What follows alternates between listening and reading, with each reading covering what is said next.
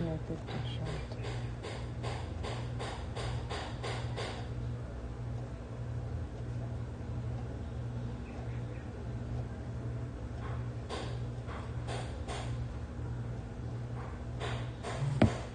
Good morning, good morning, good morning! Super ko, yung kahapon hindi ako nakapag-live kasi parang nag-i-error talaga siya. Hindi ko alam kung bakit. And then today, kahit konti, gagawin ko, try kong mag-live at saka magbasa. Kasi ilang araw na rin akong hindi nakakapagbasa. Kasi previously, yung August 7 kasi is birthday ng dalawang mahalagang tao sa akin. So, yung friend ko na si Emily, nag-40th siya, 40th birthday niya. Tapos, tatay ko, yung first love ko, siya. Birthday din niya August 7. So, medyo busy ako nun. In August 8, lalong naging busy kasi yung friend ko naman na emergency. So, kayo dyan na nanonood, double ingat talaga basta sa health. Always check nyo yung food na kinakain nyo at saka yung mga lifestyle. Check your lifestyle talaga para maganda yung ng araw natin. Kasi mahirap na, 'di ba, lalo na yung sa friend ko, umiyak siya kasi nandun kami nun sa emergency. Umiyak siya kasi bata pa yung anak niya. Bata pa yung dalawang anak niya. So, make sure na you take care of your health as always. So, sisimulan ko na yung pagbabasa ng libro kasi natapos na tayo sa Kapag tapos na tayo sa habit 1, 2, and 3, trinatry ko na siyang gawin. Yung habit 1 is parang yung acceptance talaga na yun nga, ikaw yung programmer. Ikaw ay yung may handle sa buhay mo. So, gawin mo yung dapat na gawin para sa mga gusto mo. And then, yung next naman is habit 2, which is yung begin with the end of mind. So, hahalungkatin natin. Yung titingnan natin yung kabubuan ng sarili natin kung ano ba talaga yung gusto natin sa buhay, ano ba yung gusto natin marating, ano ba yung natin center of influence, ano ba yung nasa sentro natin, meron ba tayo dito ba tayo sa kasi yung na-identify ko na sa family centered ako, more on mas talaga ako sa pamilya ko. And then yung sa 3 is yung put first things first, which is yan ang isa sa mga bagay na kailangan ko pa talaga siyang ma-develop. Kasi yung sa habit to kasi na alam ko na yung parang nakikita ko na siya during sa process. Nakikita ko na kung ano talaga yung gusto ko sa buhay. Yun lang is yung paano abutin yung mga gusto. Which is yung put things first. Put first things first. Or make the main thing the main thing. So, yun nga. Dito na tayo sa habit 4, which is think win-win. Principles of interpersonal leadership. We have committed the golden rule to memory. Let us now commit it to life. One time, I was asked to work with a company whose president was very concerned about the lack of cooperation among his people. Our basic problem, Stephen, is that they're selfish, he said. They just won't cooperate. I know if they would cooperate, we would produce so much more. Can you help us develop a human relations program that will solve the problem? Is your problem the people or the paradigm? I asked. Look for yourself, he replied. So I did, and I found that there was a real selfishness, an unwillingness to cooperate, a resistance to authority, defensive communication. I could see that overdrawn emotional bank accounts had created a culture of low trust, but I pressed the question. Let's look at it deeper. I suggested. Why don't your people cooperate? What is the reward for not cooperating? There's no reward for not cooperating, he assured me. The rewards are much greater if they do cooperate. Are they? I asked. Behind a curtain on one wall of this man's office was a chart. On the chart were a number of race horses all lined up on a track. Superimposed on the face of each horse was the face of one of his managers. At the end of the track was a beautiful travel poster of Bermuda, an idyllic picture of blue skies and fleecy clouds in a romantic couple walking hand in hand down a white sunny beach. Once a week, this man would bring all his people into this office and talk cooperation. Let's all work together. We'll all make more money if we do. Then he would pull the curtain and show them the chart. Now, which of you is going to win the trip to Bermuda? It was like telling one flower to grow and watering another.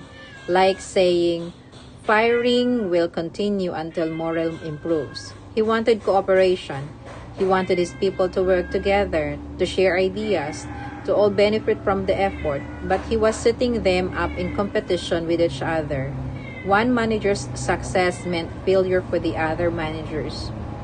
As with many problems between people and business, family and other relationships, the problem in this company was the result of the flawed paradigm. The president was trying to get the fruits of cooperation from a paradigm of competition. The president was trying to get the fruits of cooperation from a paradigm of competition, and when it didn't work, he wanted a technique, a problem, a quick fix antidote to make his people cooperate. But you can't change the fruit without changing the root. Working on the attitudes and behavior would have been hacking at the leaves. So we focus instead on producing personal and organizational excellence in an entirely different way by developing information and reward systems which reinforce the value of cooperation.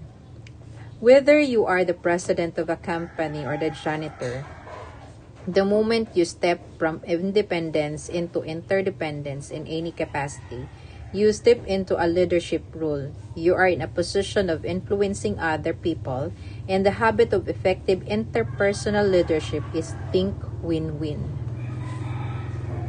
6 paradigms of human interaction. Win-win is not a technique. It's a total philosophy of human interaction. In fact, it is one of 6 paradigms of interaction. The alternative paradigms are win-loss, loss-win, loss-loss, win, and win-win, or no deal.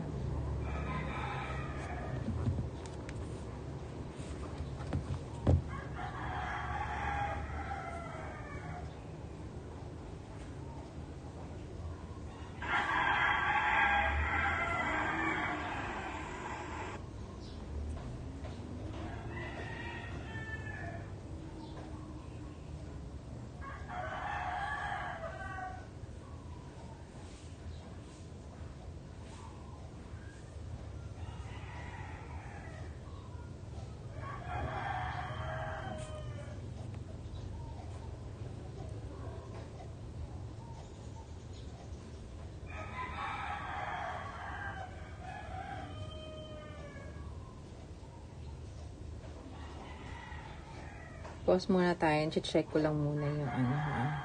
Meron lang ako check.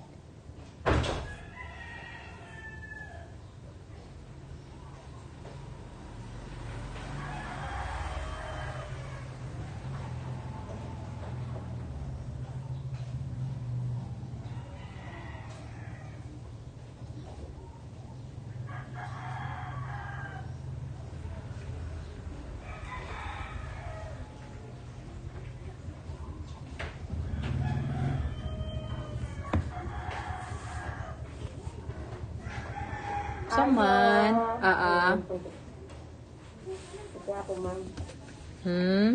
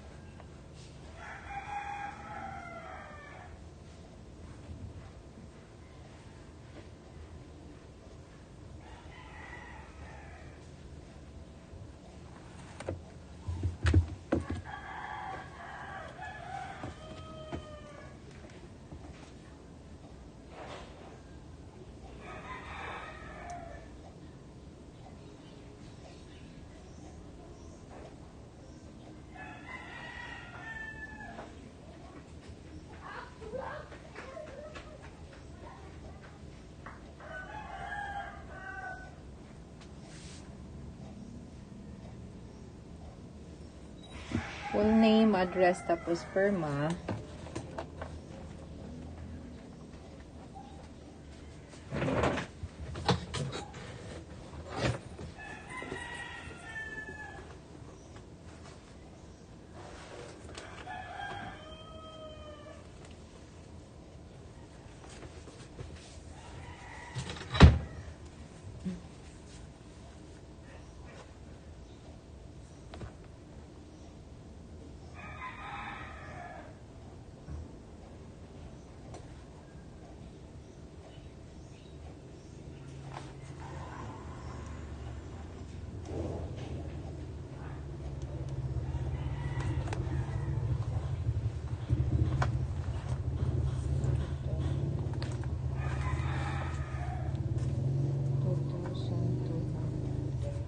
Nara, thank you.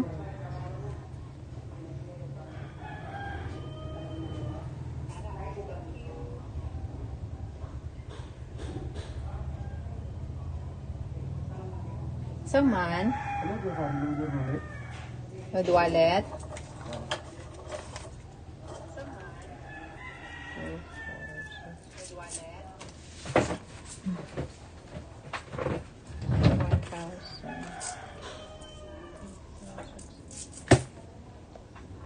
Hello, good morning. Hindi nakikita dun sa kabila. Pero nakikita ko dito sa kabila si ano,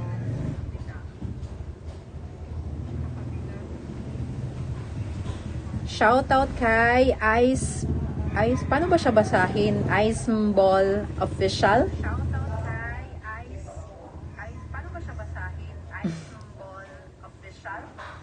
Or Ice Hall. Salamat sa pag-visit.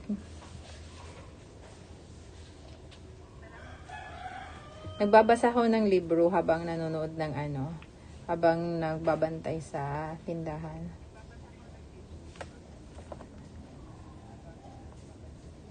Di ko alam kung dito sa iPad kasi parang hindi siya hindi ako makapag-chat.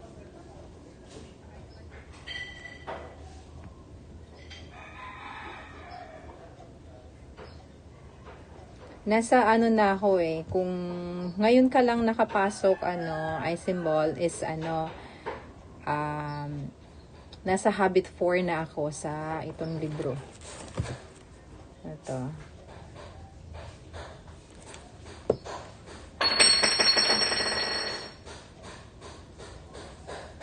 Nandito tayo sa habit 4, which is think win-win.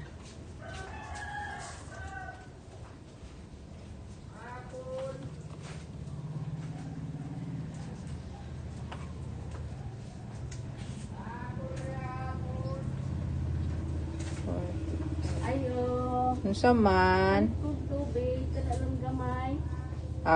Kailang 0949 72 45 387.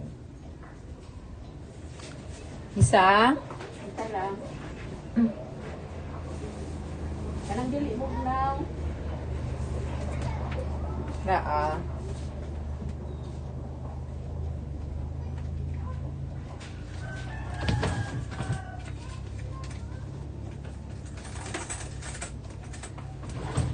Thank you.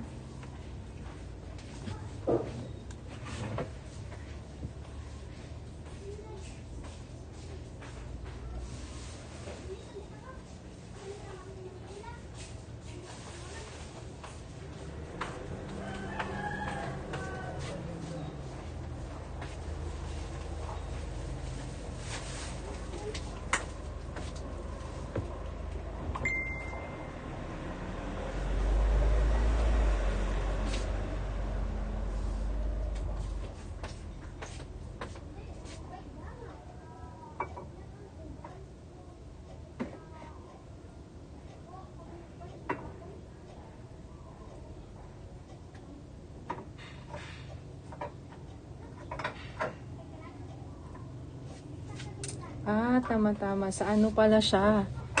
Ano ka pala sa sari-sari store? Sari-sari store business. Tama. Nag-comment ako last time dun kung meron bang mga daga sa ano mo, sa tindahan.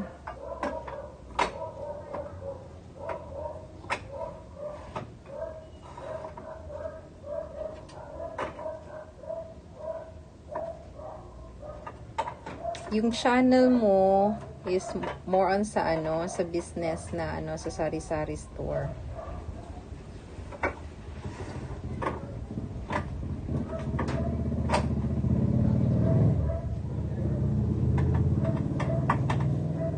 Okay.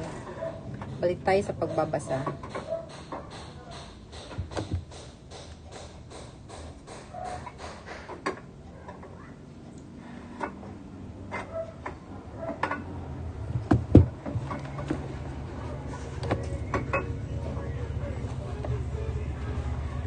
Live.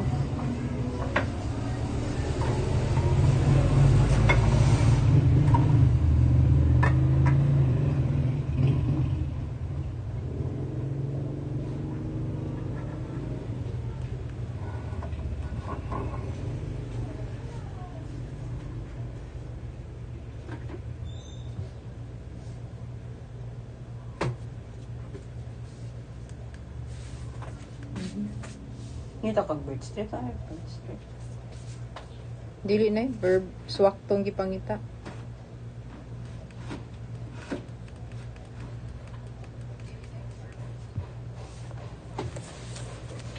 So 6 paradigms of human interaction. Win-win is not a technique, it's a total philosophy of human interaction. In fact, it is one of 6 paradigms of interaction.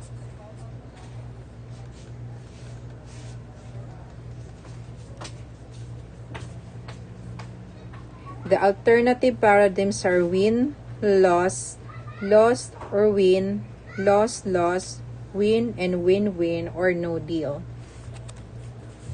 Win-win is a frame of mind and heart that constantly seeks mutual benefit in all human interactions.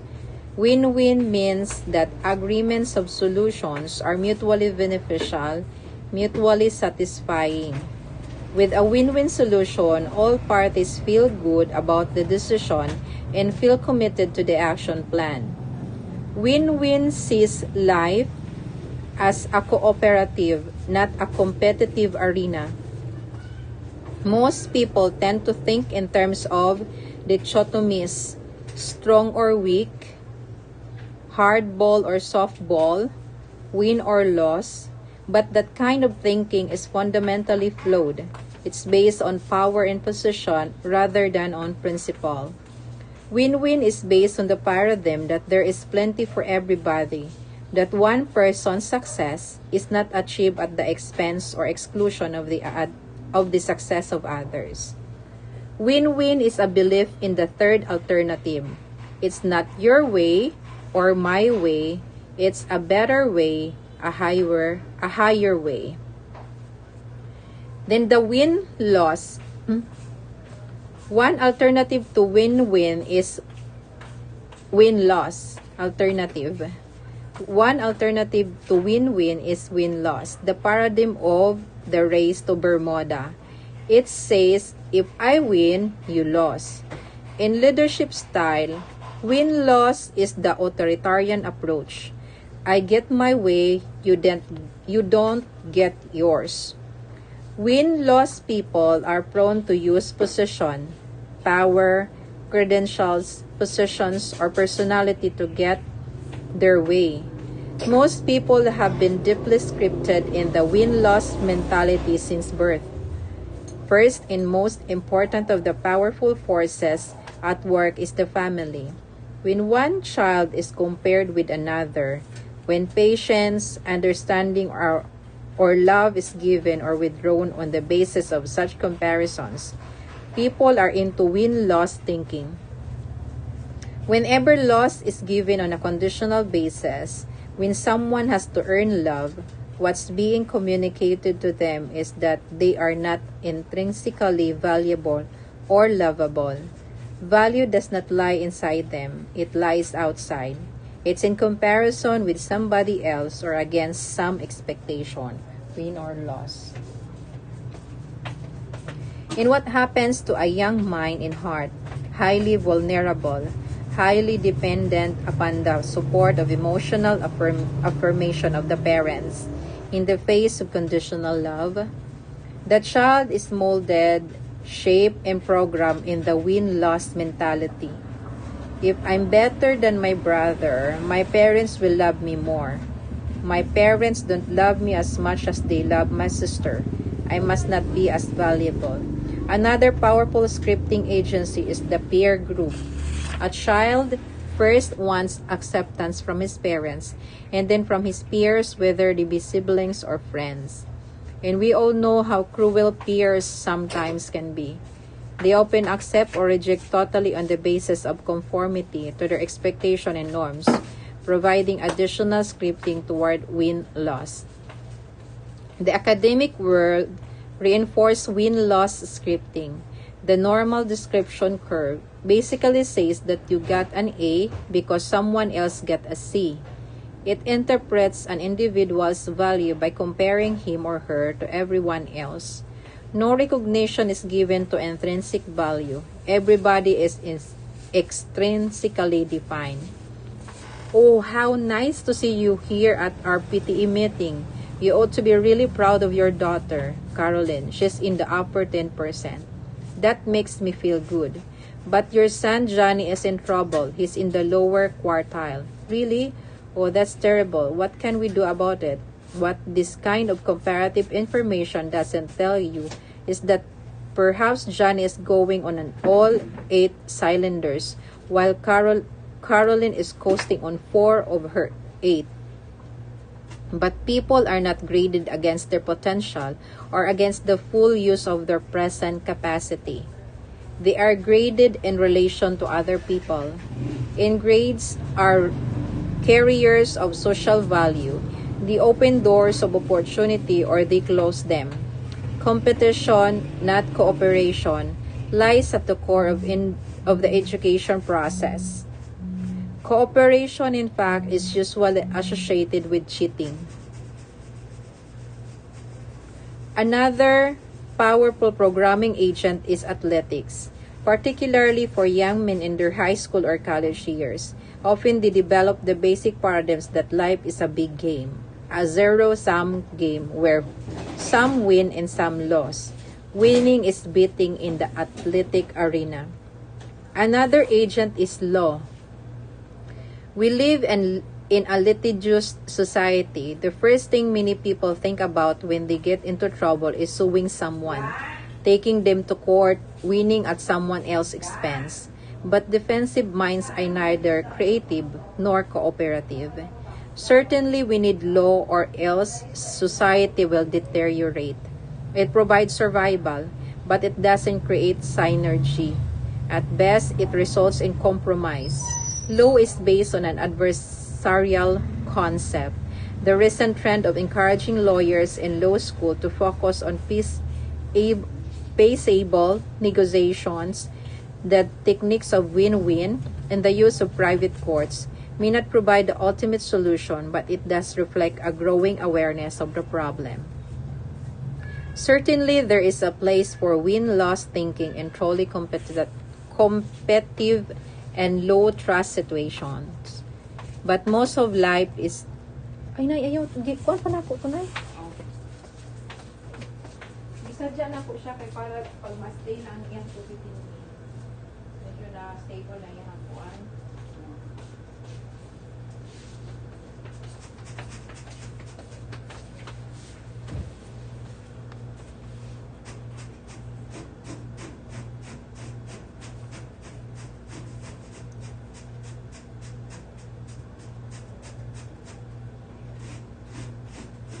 Certainly, there is a place for win-loss thinking in truly competitive and low-trust situation.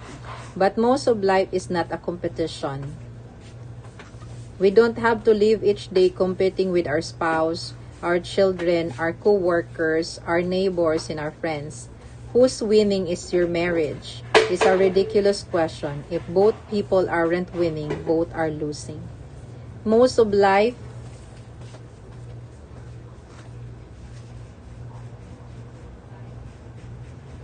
check na.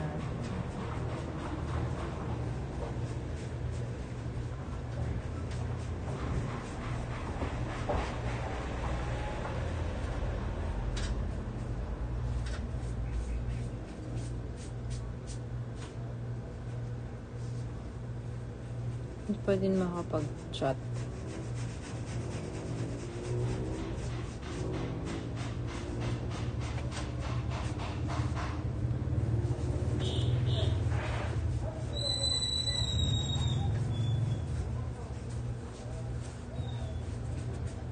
Loss, win. Some people are programmed the other way. Loss, win. I lose, you win. Go ahead, have your way with me. Step on me again, everyone does. I'm a loser. I've always been a loser. I'm a peacemaker. I'll do anything to keep peace. Lose, win is worse than win, loss because it has no standards, no demands, no expectations, no vision. People who think loss, win are usually quick to please or appease. They seek strength from popularity or acceptance. They have little courage to express their own feelings and conviction and are easily intimidated by the ego strength of others. In negotiation, loss-win is seen as capitulation, giving in or giving up. In leadership style, it's permissiveness or indulgence. Lose-win means being a nice guy, even if nice guy finished last. Win-loss people. Win-loss people. Lost. Win-loss people love. Loss-win people because they can feed on them. They love their weaknesses. They take advantage on them. Such weaknesses complement their strength. But the problem is that lost-win people bury a lot of feelings. In an unexpressed feeling never die. They're buried alive and come forth later in uglier ways. Psychosomatic illnesses, particularly of the respiratory, nervous, and circulatory systems, open our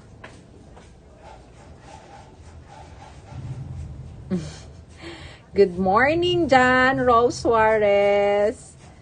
John Rose Suarez, hi kay Nigel og AG. Nagtanaw sila?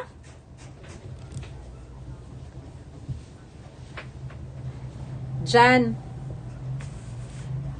yung magtatagalog ako ha. Try ko magtagalog. Para lahat makaintindi. Nox, paintindi. Jan, yung oo, nagtanaw. Tingnan mo daw yung may binabasa ko ngayon regarding sa habit 4, yung think win-win. Kung saan ka ba dun? Sa win-win ka, sa win-loss, loss-win. Nandun ako sa loss-win na na pangatlo na interaction. Tingnan mo kung ano yung ano. Pati si Nigel and AJ, kung ano ba yung matutunan nila dito sa interaction. Continue ako magbasa ha. Saan na ba to? Win lost people love. Lost win people because they can feed on them. They love their weaknesses. They take advantage on them. Such weaknesses complement their strength. But the problem is that lost win people, yun nga yung sinasabi, last time yung ano, dyan, parang last time nung nandun ako sa Manila, parang lost win ako. Parang nandito ako sa lost win. Kasi sinasabihan ako ng yung sa Jollibee namin na admin na ano namin, yung head namin sa administrative office namin na wag mo daw pigilan yung mga nasa sa loobin mo, wag mong ilabas mo kung ano yung mga gusto mong sabihin, gusto mong i-express, kasi kung kikim-kimin mo lalo yan, kim-kim ka lang ng kim-kim, later on pag ano na siya, parang vulkan, parang grabe na daw yung explosion na gagawin ko sa sarili ko. So dapat daw hindi maganda yung lost win. Parang mawawalas, maano ka. So, the more piniplace mo yung tao. Tingin ko hindi ka ganito eh. Yung, the more na piniplace mo yung tao, is marami kang kinikim-kim sa sarili kasi dapat linis mo sila, ganyan. Kahit in your own expense, parang ano na, hirap ka na. So, yun. Pero tingin ko sa'yo, hindi ka ganyan dyan eh. Hindi ko pa alam kung saan ka banda. Posibleng sa ano ka eh, sa win-loss or win-win. Nandun ka sa win-win. Pero hindi ka dito sa loss-win. Ako, wala na ako dito ngayon eh, yung sa lost-win na to na interaction. Last time lang talaga. But the problem is that lost-win people bury a lot of feelings. And unexpressed feelings never die. They're buried alive in comfort later in uglier ways. Psychosomatic illnesses, particularly of the respiratory, nervous, and circulatory system, often are the reincarnation of cumulative resentment, deep disappointment, and disillusionment repressed by the lost win mentality. Disproportionate rage or anger, overreaction to minor provocation, and cynicism are other embodiments of suppressed emotion. People who are constantly repressing, not transcending feelings toward a higher meaning, find that it affects the quality of their self-esteem and eventually the quality of their relationships with others. Both win-loss and lost-win are weak positions based on personal insecurities. In the short run, win-loss will produce more results because it draws on the often considerable strength and talents of the people at the top. Lost-win is weak and chaotic from the outset. Many executives, managers, and parents swing back and forth as if on a pendulum, from win-loss in consideration to lose-win indulgence. When they can't stand confusion and lack of structure, direction, expectation, and discipline any longer, they swing back to win-loss until guilt undermines the results and drives them back to loss-win, until anger and frustrations drive them back to win-loss again.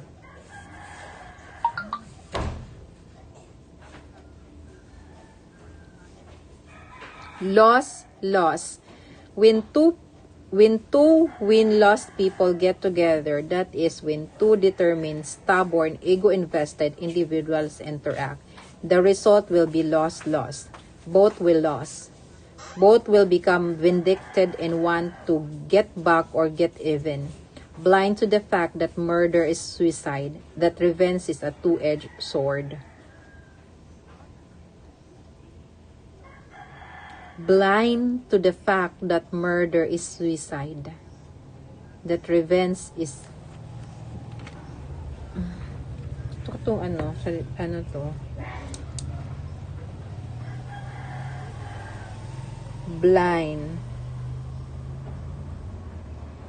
blind to the fact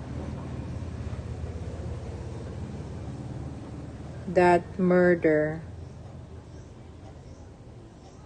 is suicide, that revenge is a two-edged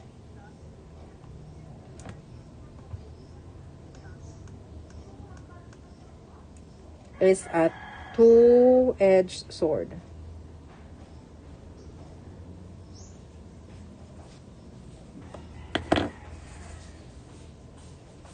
I know of a divorce in which the husband was directed by the judge to sell the asset and turn over half the proceeds to his ex-wife. In compliance, he sold a car worth over $10,000 for $50 and gave $25 to the wife. When the wife protested, the court clerk checked on the situation and discovered that the husband was proceeding in the same manner systematically through all of the assets. Some people become so centered on an enemy, so totally obsessed with the behavior of another person, that they become blind to everything except their desire for that person to lose, even if it means losing themselves. Lose-lose is the philosophy of adversarial conflict, the philosophy of war. Lose-lose is also the philosophy of the highly dependent person without inner direction, who is miserable and thinks everyone else should be too. If nobody ever wins, perhaps being a loser isn't so bad. Silingang Australia, morning host! Good morning, good morning. Silingan Australia. San ka ba doon? Win-win? Win-loss? Loss-loss? Thank you sa patamsak. Win. Another common alternative is simply to think win. People with the win mentality don't necessarily want someone else to lose. That's irrelevant. What matters is that they get what they want.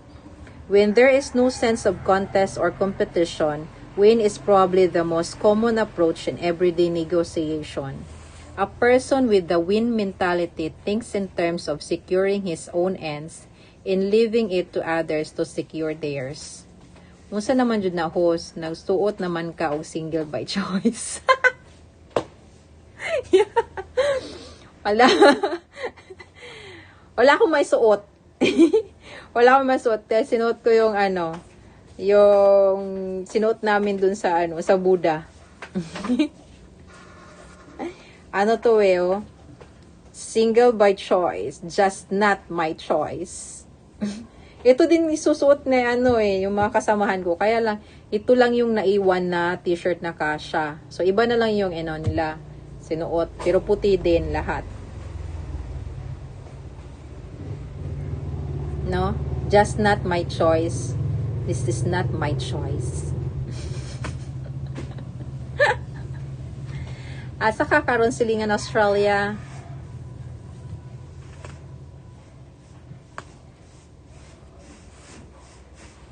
Ginahan ko sa ako ang nabasa I really like this. Blind to the fact that murder is suicide. That revenge is a two-edged sword. Ganda, no? Which option is best?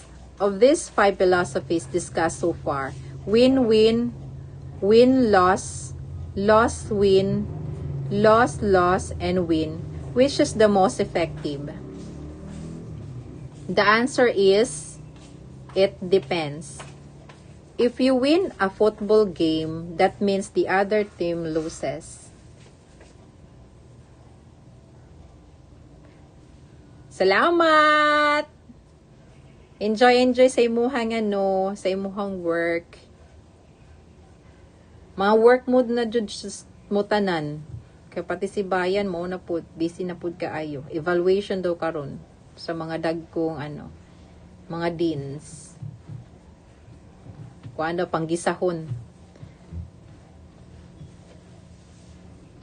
Sige. Magbasa lang po ko diri kaya na-enjoy ko sa akong gibasa.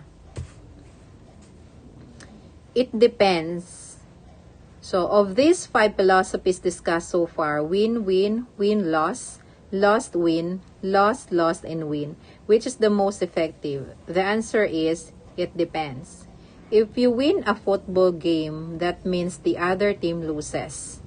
If you work in a regional office that is miles away from another regional office, and you don't have any functional relation between the offices, you may want to compete in a win-loss situation to stimulate business.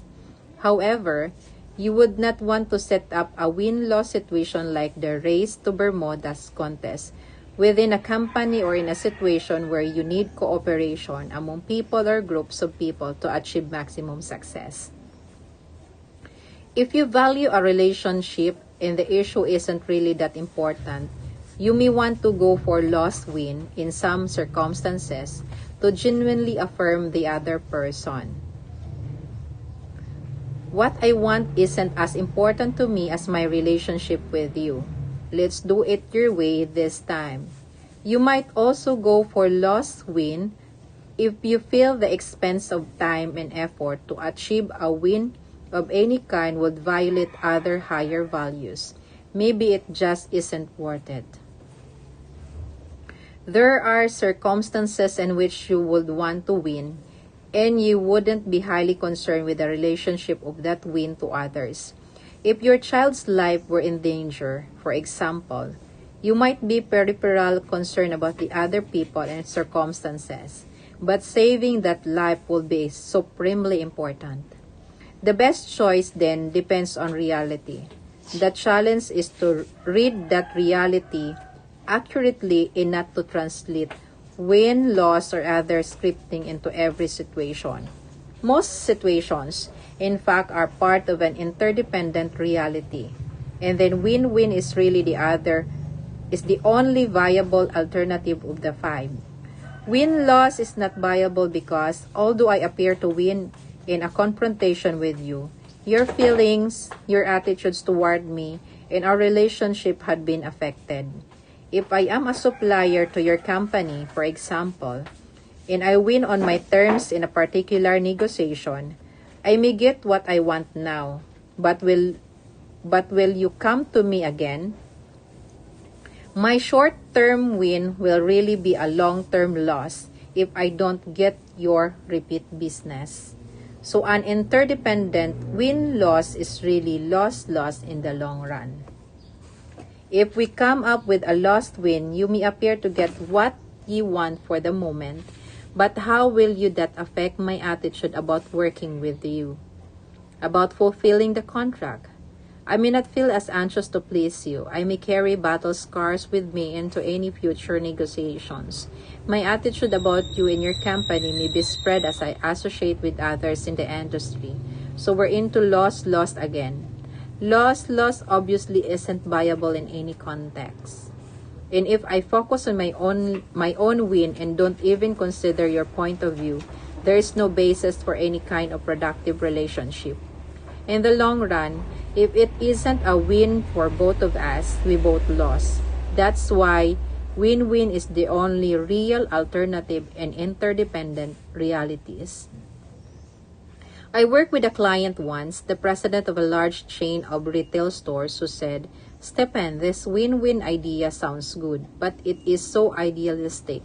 The tough, realistic business world isn't like that. There's win-loss everywhere, and if you're not out there playing the game, you just can't make it." "All right," I said. "Try going for win-loss with your customer. Is that realistic?" "Well, no," he replied. "Why not? I'd lost my customers." "Then go for lost win. Give the store away. Is that realistic?" "No, no margin, no mission." As we consider the various alternatives, win-win appeared to be the only truly realistic approach. "I guess that's true with customers," he admitted, "but not with suppliers." "You are the customers of the supplier," I said. Why doesn't the same principle apply?" "Well, We recently negotiated our lease agreements with the mall operators and owners, he said. We went in with a win-win attitude. We were open, reasonable, conciliatory, but they saw that position as being soft and weak, and they took us to the cleaners. Well, why did you go for lost win? I asked. We didn't. We went for win-win. I thought you said they took you to the cleaners. They did. In other words, you lost. That's right. And they win. That's right. So what's the code? When he realized that what he had called win-win was really lost win, he was shocked. And as examined the lost-term impact of that lost win, the suppressed feelings and trampled values, the resentment that sat under the surface of the relationship, we agreed that it was really a loss for both parties in the end. If this man had a real win-win attitude, he would have stayed longer in the communication process, listened to the mall owner more, then expressed his point of view with more courage. He would have continued in the win-win spirit until a solution was reached they both feel good about. In that solution, that third alternative would have been synergistic, probably something neither of them had thought of on his own. Win-win or no deal. If these individuals have not come up with a synergistic solution, one that was agreeable to both, they could have gone for an even higher expression of win-win, win-win, or no deal. No deal basically means that if we can't find a solution that will benefit us both, we agree to disagree agreeable. No deal. No expectation had been created. No performance contract established. I don't hire you or we don't take on a particular assignment together because it's obvious that our values of our goals are going in opposition direction. It is so much better to realize this up front instead of downstream when expectations have been created and both parties have been disillusioned. When you have no deal as an option in your mind, you feel liberated because you have no need to manipulate people, to push your own agenda, to drive for what you want. You can be open. You can really try to understand the deeper issues underlying the position. With no deal as an option, you can honestly say, I only want to go for win-win. I want to win, and I want you to win. I wouldn't want to get my own way and have you not feel good about it because downstream it would eventually surface and create a withdrawal. On the other hand, I don't think you would feel good if you got your way and I gain it. So let's work for a win-win. Let's really hammer it out. And if we can't find it, then let's agree that we won't make a deal at all. It would be better not to deal than to live with a decision that wasn't right for us both. Then maybe another time we might be able to get together. Sometime after learning the concept of win-win or no deal, the president of a small computer software company shared with me the following experience. We had developed new software which we sold on a 5-year... Hi! Sanjin! Ha? Okay. Manila, okay.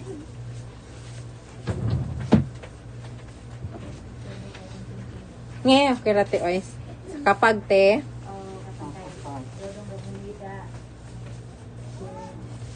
te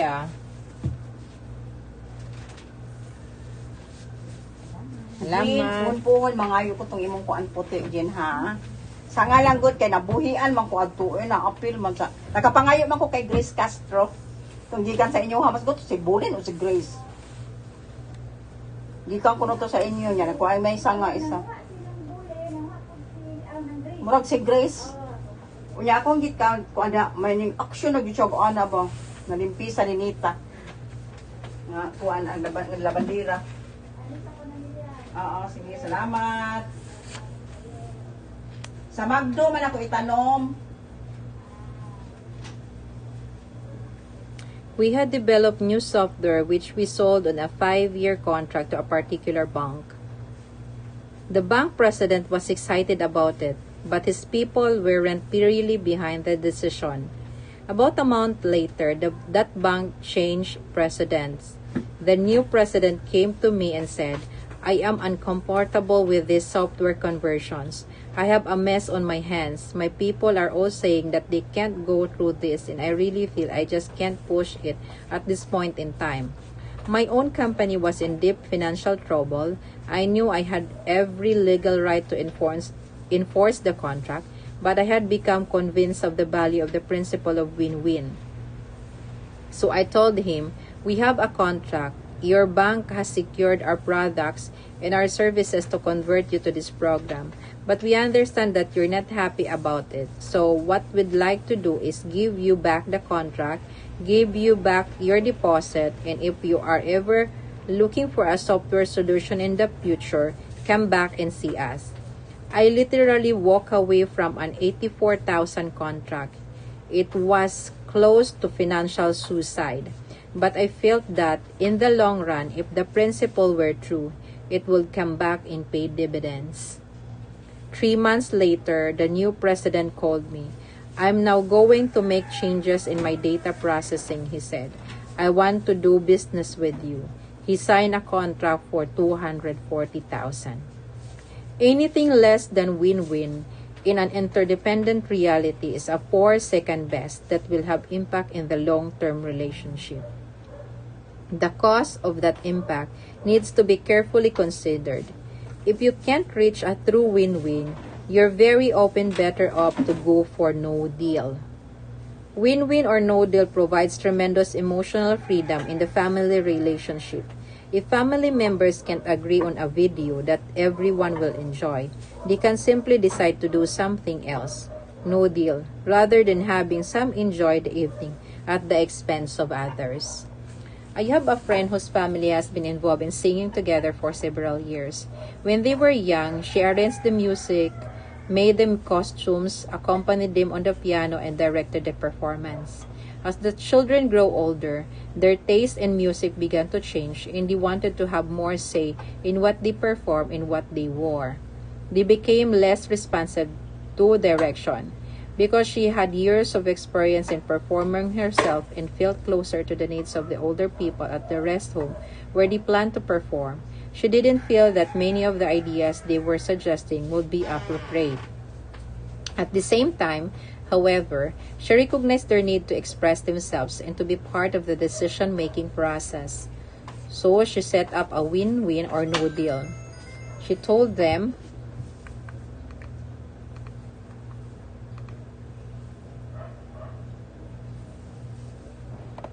she wanted to arrive at an agreement that everyone felt good about, or they would simply find other ways to enjoy their talents.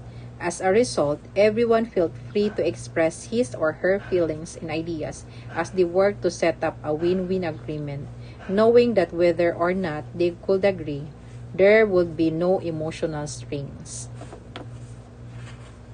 The win-win or no-deal approach is most realistic at the beginning of a business relationship or enterprise.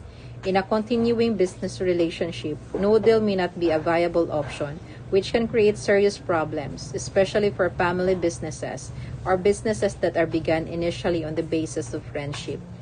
In an effort to preserve the relationship, people sometimes go on for years making one compromise after another, thinking win-loss or lost win. Saman.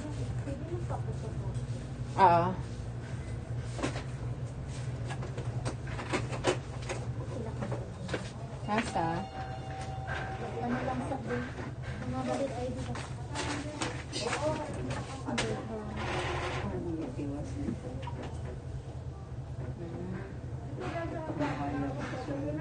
Isa ka copy? Isa lang. Ito sa kami iyanan nito.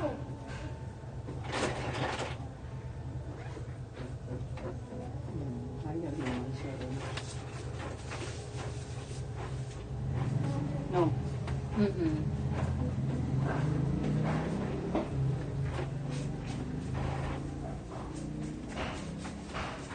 Wala na schedule ka sa ano. Wala na.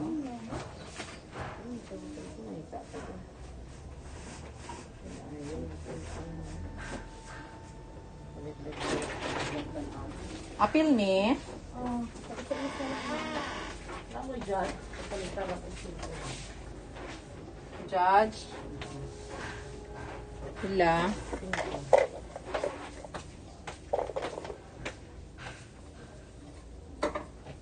Tara ah.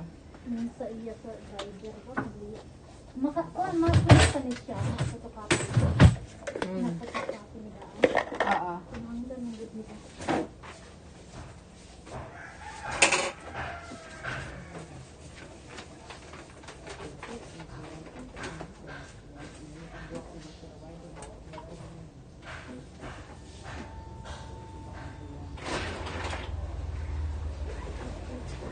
Karang nasa ibabaw lang. Ang Okay. photocopy. Nakay ID na. Duha. Pito ni tanan.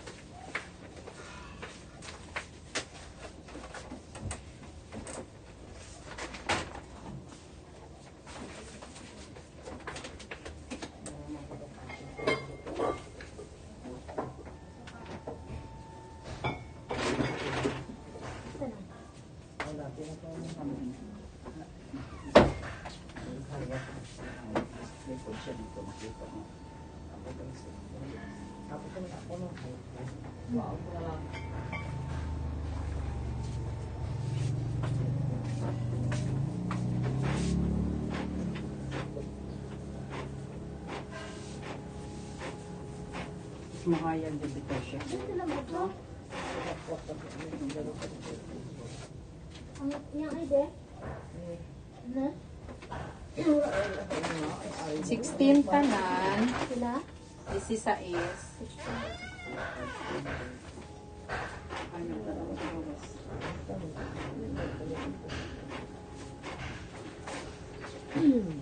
Dapat isa ka ID? Napa, napadali. Hindi na, copy pa na ako.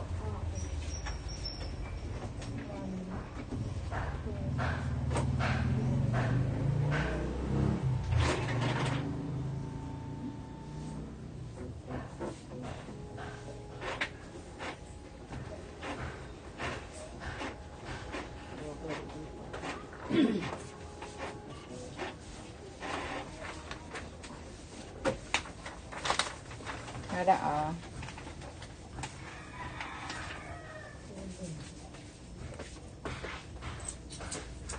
Thank you.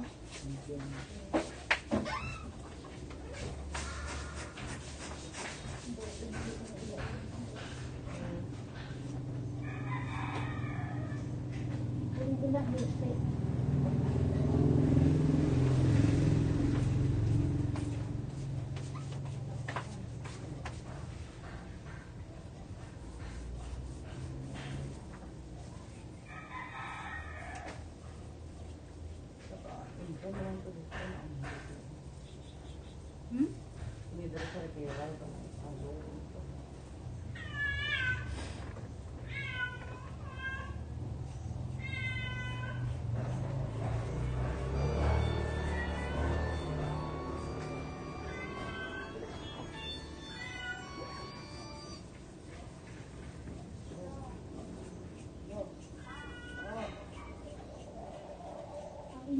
baby.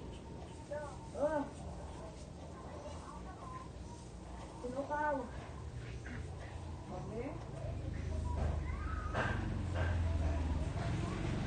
Ano man?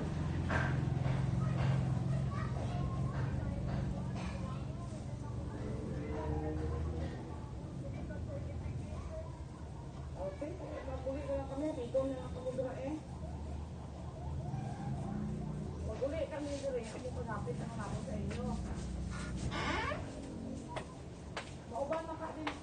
Mauban makakamaguli kami.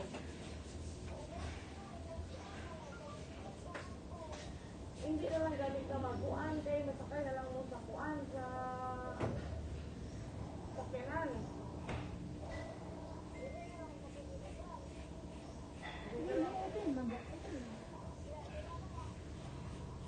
Hindi ka kauban nito. Hindi ka kauban sa kabato. Maguli mo sa gayin ba mauban mo ka. Hindi ka klaro tayo yung ako ba?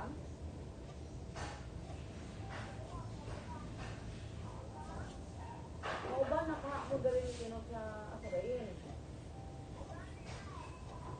Pero gabiin naman kami makapit. Siguro ba sa kuwan.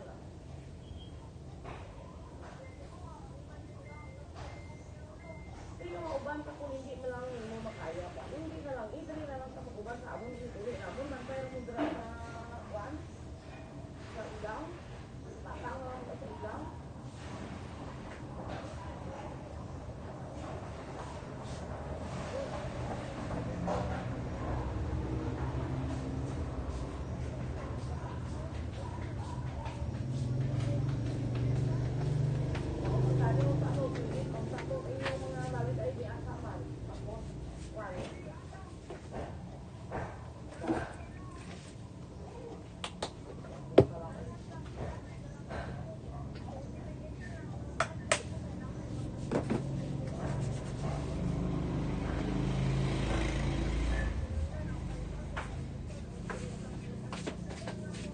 Di ba hayag ching no? Hayag. Oo. Ang white. Maski kang kanang mga brown na iba, no? Ang brown, mo siyang white. Brown una ko dire. Oo.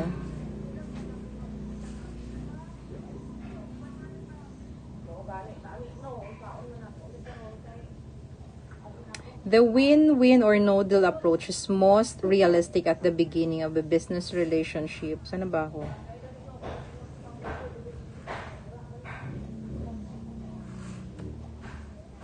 Balikan ko na lang. Parang wala ako. The win-win or no-deal approach is most realistic at the beginning of a business relationship or enterprise. In a continuing business relationship, no deal may not be a viable option, which can create serious problems, especially for family businesses or businesses that are begun initially on the basis of friendship.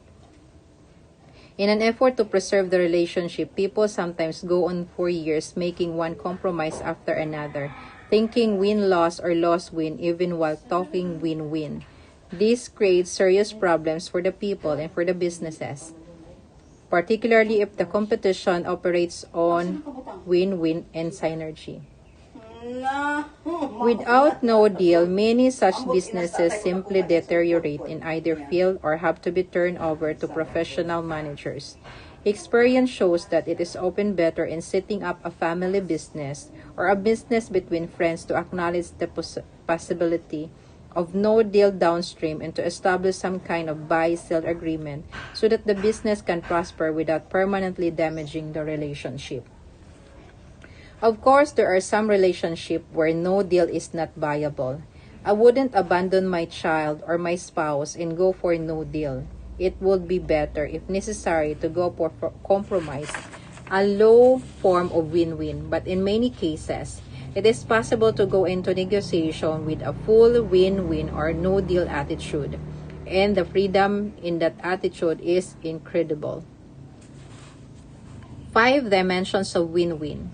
Think win-win is the habit of interpersonal leadership.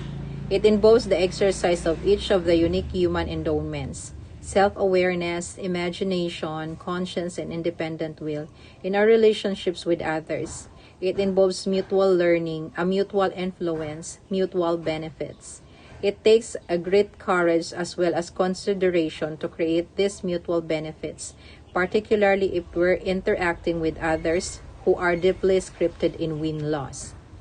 That is why this habit involves principles of interpersonal leadership. Effective interpersonal leadership requires the vision, the proactive initiative, and the security, guidance, wisdom, and power that come from principle-centered personal leadership. The principle of win-win is fundamentally to success in all our interactions, and it embraces 5 interdependent dimensions of life. It begins with character and moves towards relationship, out of which flow agreements. It is nurtured in an environment where structure and systems are based on win-win, and it involves process. We cannot achieve win-win ends with win-loss or loss-win means. The following diagram shows how these 5 dimensions relate to each other. Win-win character, win-win relationships, win-win agreements, supportive system, and processes. Now, let's consider each of the 5 dimensions in turn. Win-win character, relationships, and agreements, supportive systems, and process. Character. Character is the foundation of win-win, and everything else builds on that foundation. There are 3 character traits essentially to the win-win paradigm. Integrity. We're already defined integrity as the value we place on ourselves. Habit 1, 2, and 3 helps us develop and maintain integrity, as we clearly identify our values and proactively organize and execute around those values on a daily basis. We develop self-awareness and independent will by making and keeping meaningful promises and commitments. There is no way to go for a win in our own lives if we don't even know in a deep sense what constitutes a win, what is in fact harmonious with our innermost values. And if we can't make and keep commitments to ourselves as well as to others, our commitments become meaningless. We know it, others know it. This sense duplicity and become guarded. There's no foundation of trust, and win-win becomes an ineffective superficial techniques. Integrity is the cornerstone. Integrity is the cornerstone in the foundation. Maturity. Maturity is the balance between courage and consideration. I first learned this definition of maturity in the fall of 1955 from a marvelous professor, Ron Sonnenschein, who instructed my control class at the Harvard Business School. Maturity is the balance between courage and consideration. Maturity is the balance.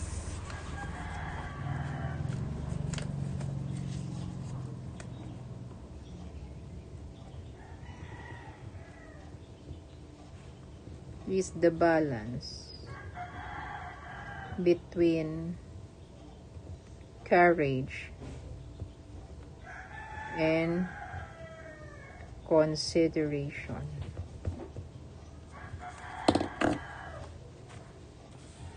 He taught the finest, simplest, most practical yet profound definition of emotional maturity I've ever come across.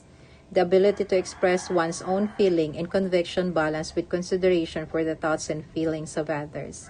As a part of his doctoral research, Ron Sonnenschein had developed this criterion over years of historical and direct field research.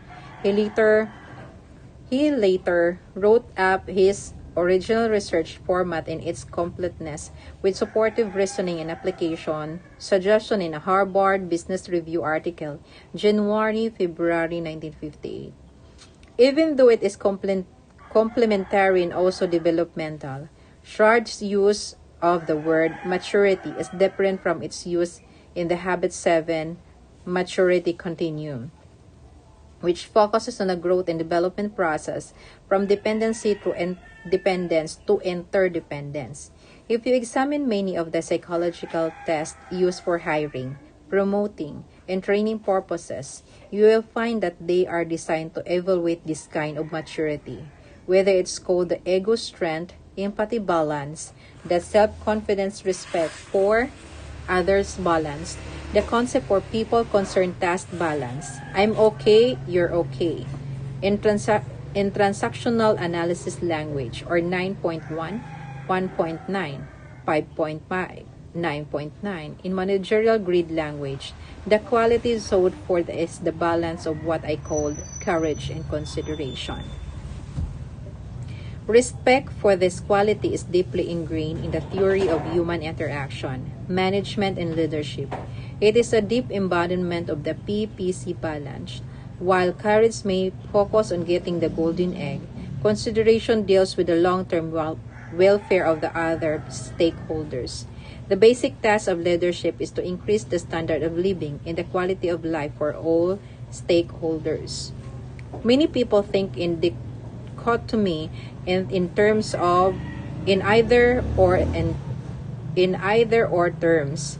They think if you're nice, you're not tough. But win-win is nice and tough. It twice as though as win-loss. To go for win-win, you may not only have to be nice, you have to be courageous. You not only have to be empathic, you have to be confident. You not only have to be considerate and sensitive, you have to be braven. To do that, to achieve that balance between courage and consideration, is the essence of real maturity and is fundamental to win-win.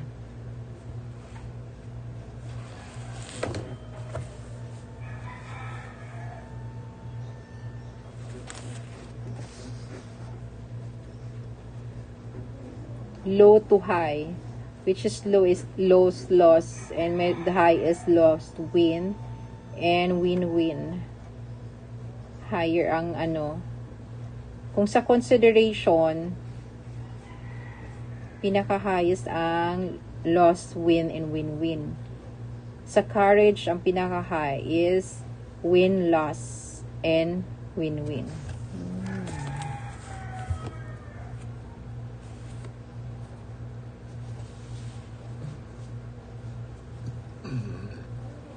Excuse me. If I'm high on courage and low on consideration, how will I think? With win-loss? I'll be strong and ego-bound. I'll have the courage of my conviction, but I won't be very considerate of yours. To compensate for my lack of integrity, maturity, and emotional strength, I might borrow strength from my position and power, or from my credentials, my seniority, my affiliations. If I'm high on consideration and low on courage, I'll think lows when I'll be so considerate of your convictions and desires that I won't have the courage to express and actualize my own. High courage and considerations are both essential to win-win. It is the balance that is the mark of real maturity. If I have it, I can listen, I can empathically understand, but I can also courageously confront. Abundance mentality. The third character trait essential to win-win is the abundance mentality, the paradigm that there is plenty out there for everybody. Most people are deeply scripted in what I call the scarcity mentality. They see life as having only so much, as though there were only one pie out there. And if someone were to get a big piece of the pie, it would mean less for everybody else. The scarcity mentality is the zero-sum paradigm of life. People with a scarcity mentality have a very difficult time sharing recognition and credit, power or profit, even with those who help in the production. They also have a very hard time being genuinely happy for the successes of other people, even in and sometimes especially members of their own family or close friends and associates. It's almost as if something is being taken from them when someone else receives special recognition or windfall gain or has remarkably success or achievement. Although they might verbally express happiness for others, success inwardly they are eating their hearts out. Their sense of worth comes from being compared in someone else's success. To some degree means their failure. Only so many people can be. As students, only one person can be number one. To win simply means to beat. Open people with scarcity mentality harbor secret hopes that the other might suffer misfortune, not terrible misfortune. Hirap naman ito. But acceptable misfortune that would keep them in their place. Parang lunging sa ano, no? Kasasama ng iba. They're always comparing, always competing. They give their energies to processing things of other people in order to increase their sense of worth. They want other people to be the way they want them to be. They often want to clone them, and they surround themselves with these people who won't challenge them, people who are weaker than they. It's difficult for people in a scarcity mentality to be members of a complementary teams. They look on differences as a sign of insubordination, and disloyalty.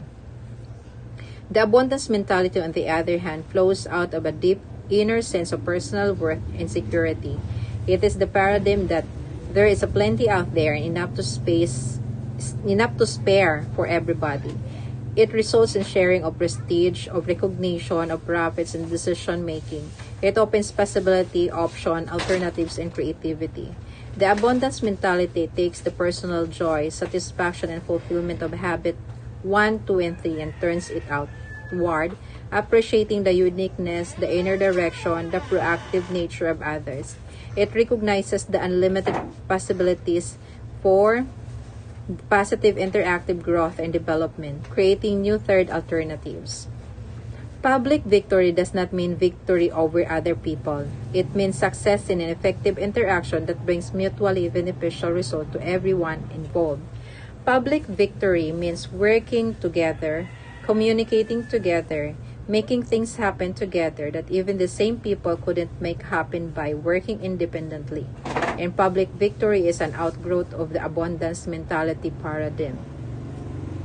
A character rich in integrity, maturity, and abundance mentalities are genuineness that goes far beyond techniques or lack of it in human interaction. One thing I have found particularly helpful to win lost people in developing a win-win character is to associate with some model or mentor who really thinks win-win. When people are deeply scripted in win-loss or other philosophies and regularly associated with others who are likewise scripted, they don't have much opportunity to see and experience the win-win philosophy in action. So I recommend reading literature such as the inspiring biography of Anwar Sadat, In Search of Identity, and seeing movies like Chariots of Fire or plays like Les Miserables that expose you to models of win-win.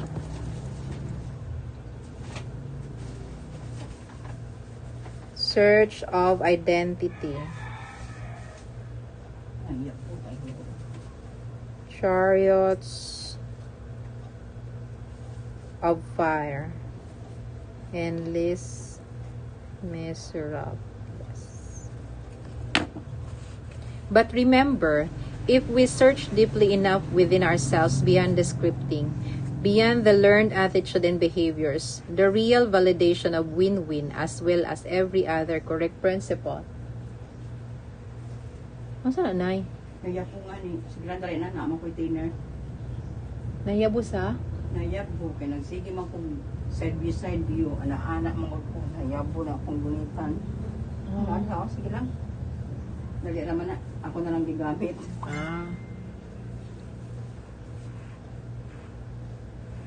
But remember, if we search deeply enough within ourselves beyond the scripting, beyond the learned attitudes and behavior, the real validation of win-win, as well as every other correct principle, is in our own lives. Relationships. From the foundation of character, we build and maintain win-win relationships. The trust, the emotional bank account, is the essence of win-win. Without trust, the best we can do is compromise. Without trust, we lack the credibility for open, mutual learning and communication and real creativity. But if our emotional bank account is high, credibility is no longer an issue. Enough deposits have been made so that you know and I know that we deeply respect each other. We're focused on the issues, not on personalities or position. Because we trust each other, we're open. We put our cards on the table even though we see things differently. I know that you're willing to listen while listen with respect while I describe the young woman to you, and you know that I'll treat your description of the old woman with the same respect. We're both committed to try to understand each other's point of view, deeply to work together for the third alternative, the synergistic solution that will be a better answer for both of us. A relationship where bank accounts are high and both parties are deeply committed to win-win is the ideal springboard for tremendous synergy. That relationship neither makes the issue any less real or important, nor eliminates the differences in perspective, but it does eliminate the negative energy normally focused on differences in personality and position and creates a positive, cooperative energy focused on thoroughly understanding the issues and resolving them in a mutually beneficial way. But what if that kind of relationship isn't there? What if you have to work out an agreement with someone who hasn't even heard of win-win and is deeply scripted in win-loss or some other philosophy? Dealing with win-loss is the real test of win-win. Rarely is win-win easily achieved in any circumstance. Deep issues and fundamental differences have to be dealt with, but it is much easier when both parties are aware of and committed to it and where there is a high emotional bank account in the relationship.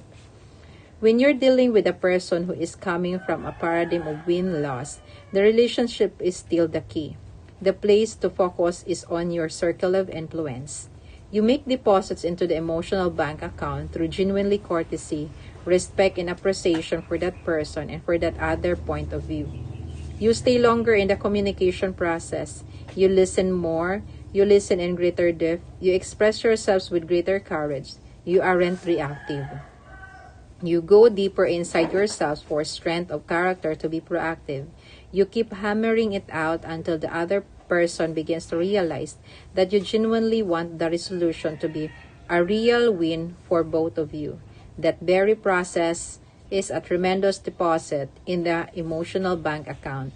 And the stronger you are, the more genuine your character, the higher your level of proactivity, the more committed you really are to win-win, the more powerful your influence will be with that other person.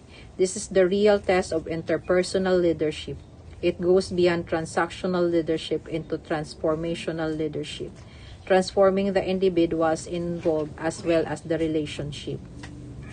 Because win-win is the principle people can validate in their own lives, you will be able to bring most people to a realization that they will win more of what they want by going for what you want, for what you both want. But there will be a few who are so deeply embedded in the win-loss mentality that they just won't think win-win. So remember that no deal is always an option, or you may occasionally choose to go for the low form of win-win compromise. It's important to realize that not all decisions need to be win-win, even when the emotional bank account is high. Again, the key is the relationship. If you and I work together, for example, and you were to come to me and say, Stephen, I know you won't like this decision. I don't have time to explain it to you, let alone get you involved. There's a good possibility you'll think it's wrong, but will you support it? If you had a positive emotional bank account with me, of course I'll support it. I'll hope you were right and I was wrong. I'll work to make your decision work. But if the emotional bank account weren't there, and if I were reactive, I wouldn't really support it. I might say I would to your face, but behind your back, I wouldn't be very enthusiastic. I wouldn't make the investment necessary to make it succeed. It didn't work, I'd say. So what do you want me to do now? If I were overreactive, I might even torpedo your decision to do what I could to make sure others did too. Or I might become maliciously obedient and do exactly and only what you tell me to do, accepting no responsibility for results. During the 5 years I lived in Great Britain, I saw that country brought twice to its knees because the train conductors were maliciously obedient in following all the rules and procedures written on paper. An agreement means very little in letter without the character and relationship base to sustain it in a spirit. So we need to approach win-win from a genuine desire to invest in the relationship that make it possible. Agreement. Character, relationship,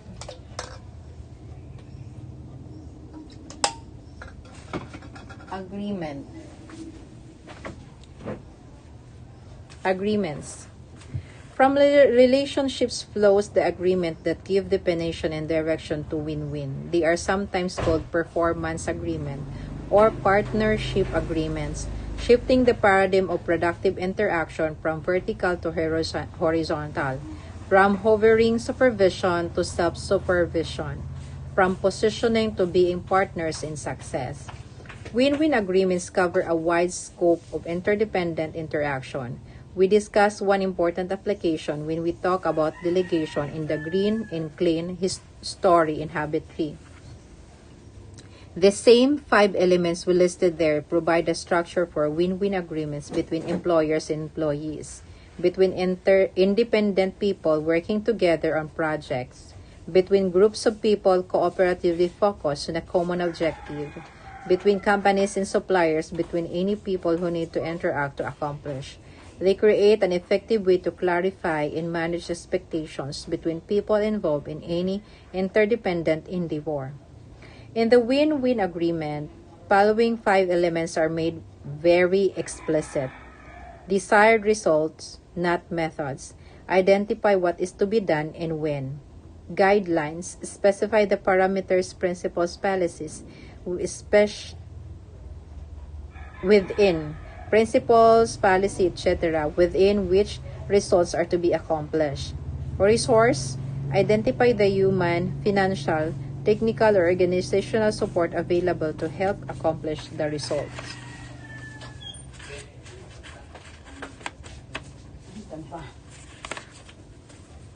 Accountability sets up the standards of performance in the time of evaluation. Consequences specify good and bad, natural and logical. What does and will happen as a result of the evaluation. These 5 elements give win-win agreements a life of their own. Desired results, guidelines, resources, accountability, and consequences. These 5 elements give win-win agreements of life of their own. A clear mutual understanding and agreements upfront in their areas creates a standard against which people can measure their own success. Traditional authoritarian supervision is a win-loss paradigm. It's also the result of an overdrawn emotional bank account. If you don't have trust or a common vision of desired results, you tend to hover over, check up on, indirect. Trust isn't there, so you feel as though you have to control people. But if the trust account is high, what is your method? Get out of their way as long as you have an upfront win-win agreement and they know exactly what is expected. Your role is to be a source of help and to receive their accountability reports. It is much more ennobling to the human spirit to let people judge themselves than to judge them. And in a high-trust culture, it's much more accurate. In many cases, people know in their hearts how things are going much better than the record shows. Discernment is often far more accurate than either observation or measurements. Win-win management training. Several years ago, I was indirectly involved in a consulting project with a very large banking institution that had scores of branches. They wanted us to evaluate and improve their management training program, which was supported by an annual budget of $750,000. The program involved selecting college graduates and putting them through 12 week assignments in various departments over a 6-month period of time so that they could get a general sense of the industry. They spent 2 weeks in commercial loans, 2 weeks in industrial loans, 2 weeks in marketing, 2 weeks in an operation, and so forth. At the end of the 6-month period, they were assigned as assistant managers in the various branch bank. Our assignment was to evaluate the 6-month formal training period. As we began, we discovered that the most difficult part of the assignment was to get a clear picture of the desired result. We asked the top executives the key hard question: what should these people be able to do when they finish the program? And the answer we got were vague and often contradictory. The training program dealt with methods, not result. So we suggested that it set up a pilot training program based on a different paradigm called learner-controlled instruction. This was a win-win agreement that involves identifying specific objectives and criteria that will demonstrate their accomplishment and identifying the guidelines, resources, accountability, and consequences that would result when the objectives were met. The consequences in this case were promotion to assistant managers, where they will receive on the job part of their training and a significant increase in salary. We had to really press to get the objectives hammered out. What is it you want them to understand about accounting? What about marketing? What about real estate loans? And we went down the list. They finally came up with over 100 objectives, which we simplified, reduced, and consolidated until we came down to 39 specific behavioral objectives with criteria attached to them. The trainees were highly motivated by both the opportunity and the increased salary to meet the criteria as soon as possible. There was a big win in it for them, and there was also a big win for the company because they would have assistant branch manager who have met results-oriented criteria instead of just showing up for 12 different activity traps. So we explained the difference between learner-controlled and instruction. No, sa iba ko. Isip naman. Hindi mo abot? Maabot na, pero tanggalunan pa. Unya na siya. Tanggalunan pa man. Pero nindot na siya po. White. Hangot na siya. So we explained the difference between learner-controlled and instruction and system-controlled instruction to the trainees. We basically said, here are the objectives and the criteria. Here are the resources, including learning from each other. So go to it. As soon as you meet the criteria, you will be promoted to assistant managers. They were finished in 3.5 weeks. Shifting the training paradigm had released unbelievable motivation and creativity. As with many paradigm shifts, there was resistance. Almost all of the top executives simply wouldn't believe it. When they were shown the evidence that the criteria had been met, they basically said, these trainees don't have the experience. They lack the seasoning necessary to give them the kind of judgment we want them to have as assistant branch managers. In talking with them later, we found that what many of them were really saying was, we went through Goat Week, how come these guys don't have to? But of course, they couldn't put it that way. The lack seasoning was a much more acceptable expression. In addition, Nanay! Nanay! Na-slide ko sa bakit ko. Na-slide. Nalantabig ko lang sa taas. ayun, iwan ba yan na, dili na, di ba? Kuha na ko. May kaya akong tuhod lang na ano. Nag-live, baya ako pati na masagit dito. Sige lang. Manang ko na kung kalit sa likong. Wala may nung kanakuha ng ulo ni mo, no? Wala, eh. Pero murag dapat din hikuha ni mo, oh. Diri oh. Hmm? Wala naman to. Hindi, likayan ako hindi mayabo po. Kaya lagi kay nasabot naman nga dili tumuan sa taas. Sige na.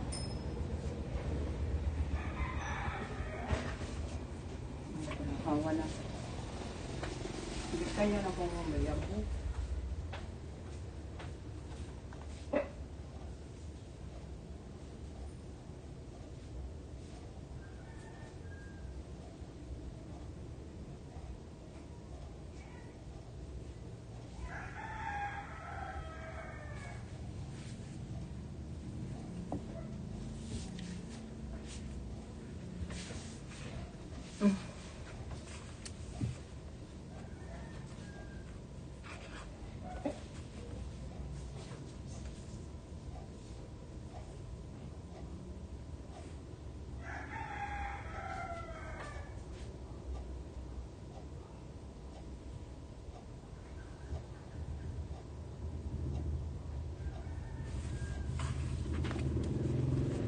In addition, for obvious reason, including the 750,000 budget for a 6-month program, the personnel department was upset.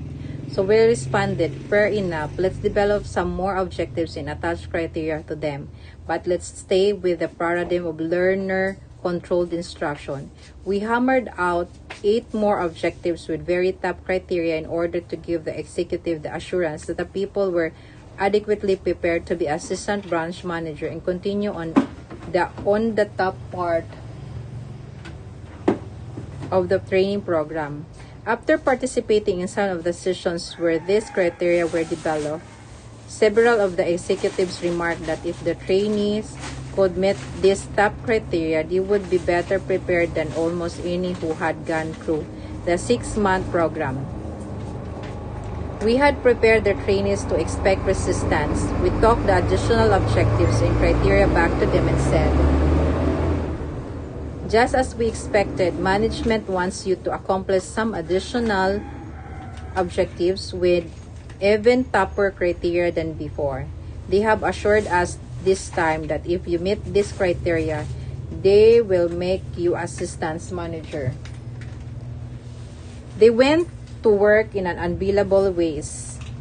They went to the executives in departments such as accounting and basically said, Sir, I am a member of this new pilot program called Learner Controlled Instruction, and it is my understanding that you participated in developing the objectives and the criteria.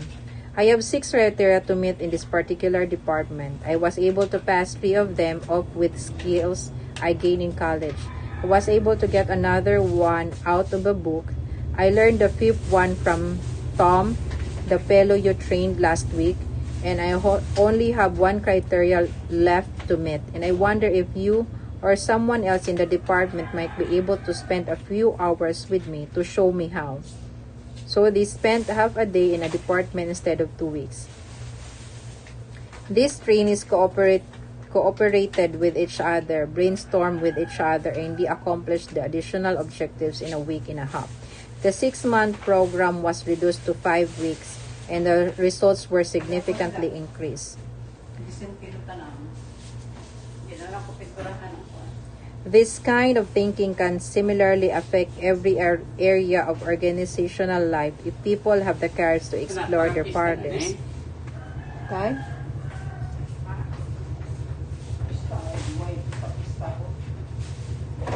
I am always amazed at the result that happen. Sama. Nahulog ba yan si nanay tatay? Ha? Nahulog na siya. Asa? Liho, na-sloyd. Pinangan na siya siguro ihili.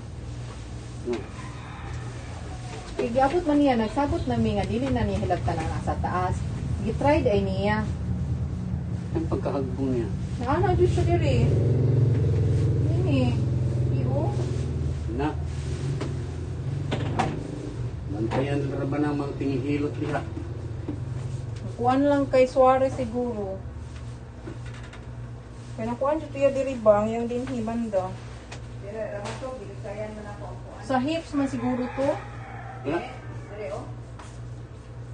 Wala na kuan? Sing? Kaya nakaana mo ko.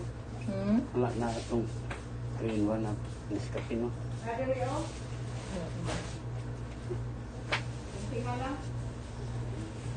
Mali ako pagpalit anay ba? Bayan man ko dali-dali. Medi plus may man yung bandage man eh. Ito, Pwede tata na ba? ibaligya og 25. Gouch man na. Ghost lang lagi. Dali-dali ang kung sakay ba?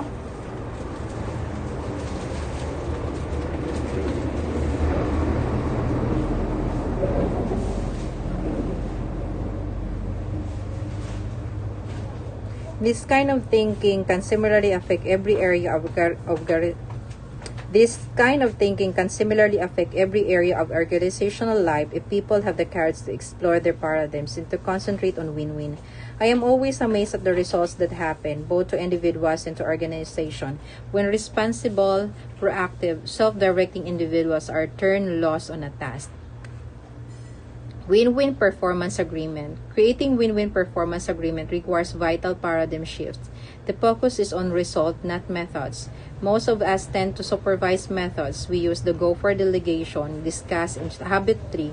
The methods management I used with Sandra when I asked her to take pictures are San has as he was water skiing.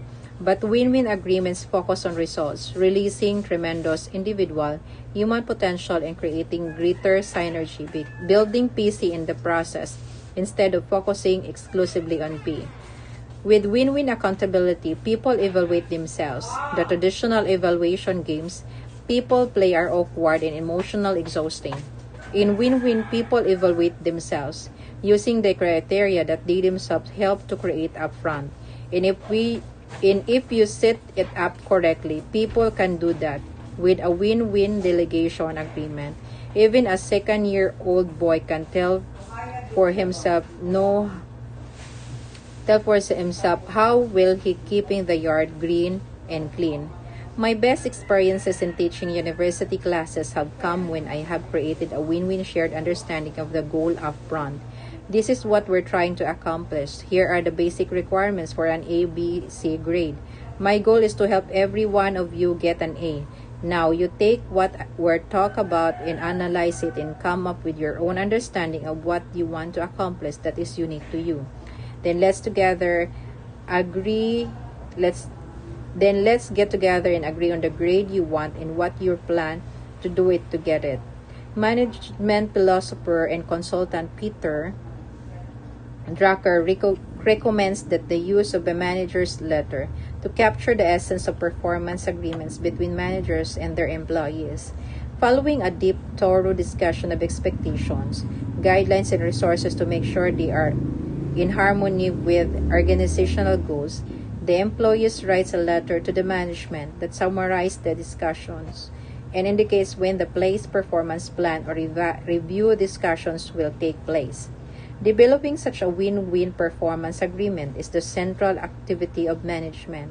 With an agreement in place, employees can manage themselves within the framework of that agreement. The manager then can serve like a pace car in a race. He can get things going and then get out of the way. His job from then on is to remove the oil spills. When a boss becomes the first assistant to each of his subordinates, he can greatly increase his span of control. Entire level of administrations and overhead can be eliminated. Instead of supervising 6 or 8, such a manager can supervise 20, 30, 50 or more. In win-win performance agreement, consequences become the natural or logical results of performance rather than a reward or punishment, arbitrarily handed out by the person in charge. There are basically 4 kinds of consequences: rewards and penalties that management or parents can control. Financial, psychic, opportunity, and responsibility. Financial consequences include such things as income, stock options, allowance, or penalties. Psychic or psychological consequences include recognition, approval, respect, credibility, or the loss of them. Unless people are in a survival mood, psychic compensation is often more motivating than financial compensation. Opportunity includes training, development, perks, and other benefits. Responsibility has to do with the scope and authority, either of which can be enlarged or diminished. Someone?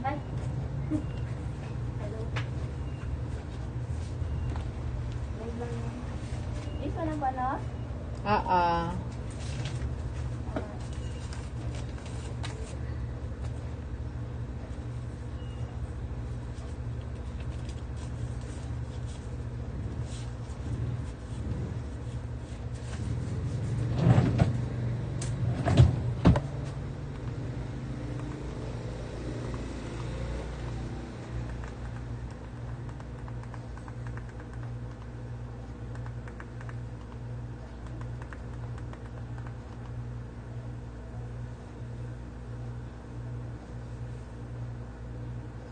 Sure, 977-15-83-085.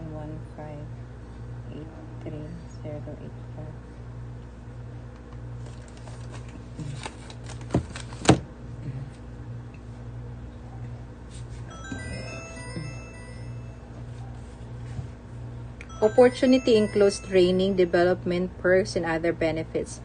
Responsibility has to do with scope and authority, either of which can be enlarged or diminished. Win-win agreements specify consequences in one or more of those areas, and the people involved know it upfront, so you don't play games.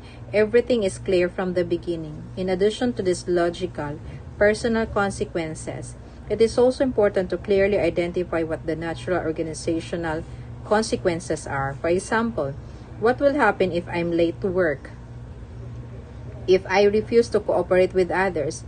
If I don't develop good win-win performance agreement with my subordinates? If I don't hold them accountable for desired result? Or if I don't promote their professional growth and career development? When my daughter turned 16, we set up a win-win agreement regarding use of the family car. Ayo. Unsa man? Ma'am. Ma'am, kuhay may gusto ko tiyukan, ma'am, be. Ay, naa pa Nabis na man. mo ron, ma'am. Kuhay may, ma'am, be. Gamay rin kami kuha, ma'am, ba? Wala din may paniutong, ma'am, ba? Naa Ito naman ma'am. gud ang kuan. Ah. Naa pa man gud ni stock. Ma'am, kuhay Nakapalit man sa ano, sa tagumbat, Pila may duha. stock mo, ma'am? Duha ka galon. Pinalo, di mo kuha, de, ma'am. Oo. Ma'am, sampulin may isa kalungnik, ma'am, be. Yan, bilin lang pong number, Ay, ma'am. Na naman pwede okay good ni sir. So kuan na lang, try na lang i-ano sa lain. Na Kuhay ano. may isa kalungnik, ma'am, be. Maniudto lang, ma'am. Mo lagi sir. Pila may kuha sa Sana galon ni man mo, good ma'am? siya. Ha? Pila may kuha sa galon ni mo? 6. Size? Oo. 600.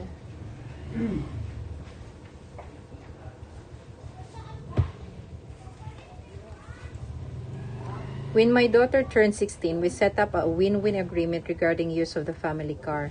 We agreed that she would obey the laws of the land and that she would keep the car clean and properly maintained. We agreed that she would use the car only for responsible purposes and would serve as a cab driver for her mother and me within reason. And we also agreed that she would do all her other jobs cheerfully without being reminded. These were our wins. We also agreed that I would provide some resources, the car, gas, and insurance. And we agreed that she would meet weekly with me, usually on Sunday afternoon, to evaluate how she was doing based on our agreement. The consequences were clear. As long as she kept her part of the agreement, she could use the car. If she didn't keep it, she would lose the privilege until she decided to.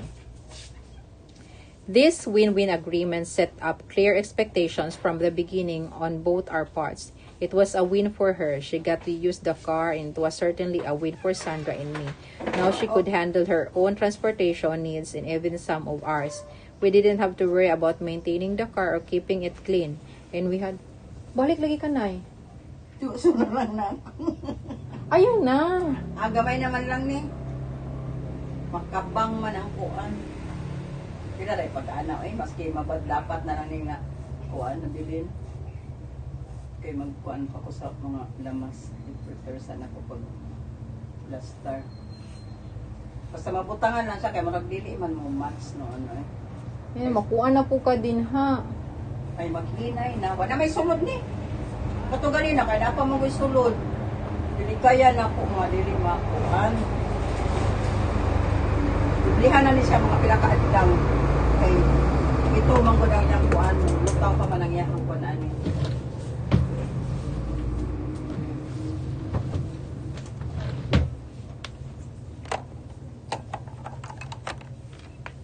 Maski lasawon man doon.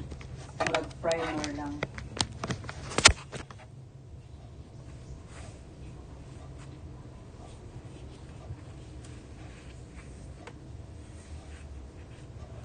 This win-win agreement set up clear expectations from the beginning on both our parts. It was a win for her. She got to use the car, and it was certainly a win for Sandra and me. Now she could handle her own transportation needs and even some of ours. We didn't have to worry about maintaining the car or keeping it clean, and we had a built-in accountability, which meant I didn't have to hover over her or manage her methods. Her integrity, her conscience, her power of discernment, and our high emotional bank account managed her infinitely better. We didn't have to get emotional strung out trying to supervise her every move and coming up with punishments or rewards on the spot if she didn't do things the way we thought she would. We had a win-win agreement and it liberated us all. Win-win agreements are tremendously liberating, but as the product of isolated techniques, they won't hold up. Even if you set them up in the beginning, there is no way to maintain them without personal integrity and relationship of trust. A true win-win agreement Maski ana lang ko. is the product of the paradigm, the character, and the relationship out of which it grows. In that context, it defines and directs the interdependent interaction for which it was created. Systems.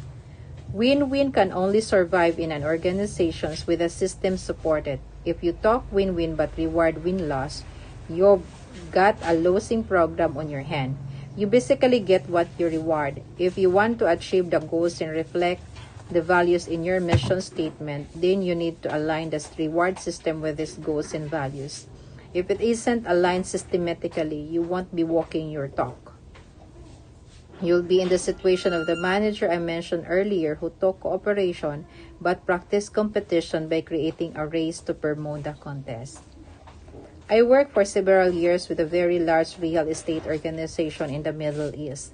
My first experience with this organization was at a large sales rally where over 800 sales associates gathered for the annual reward program. It was a psych-up, cheerleading session, complete with high school bands and great deal of princess screaming.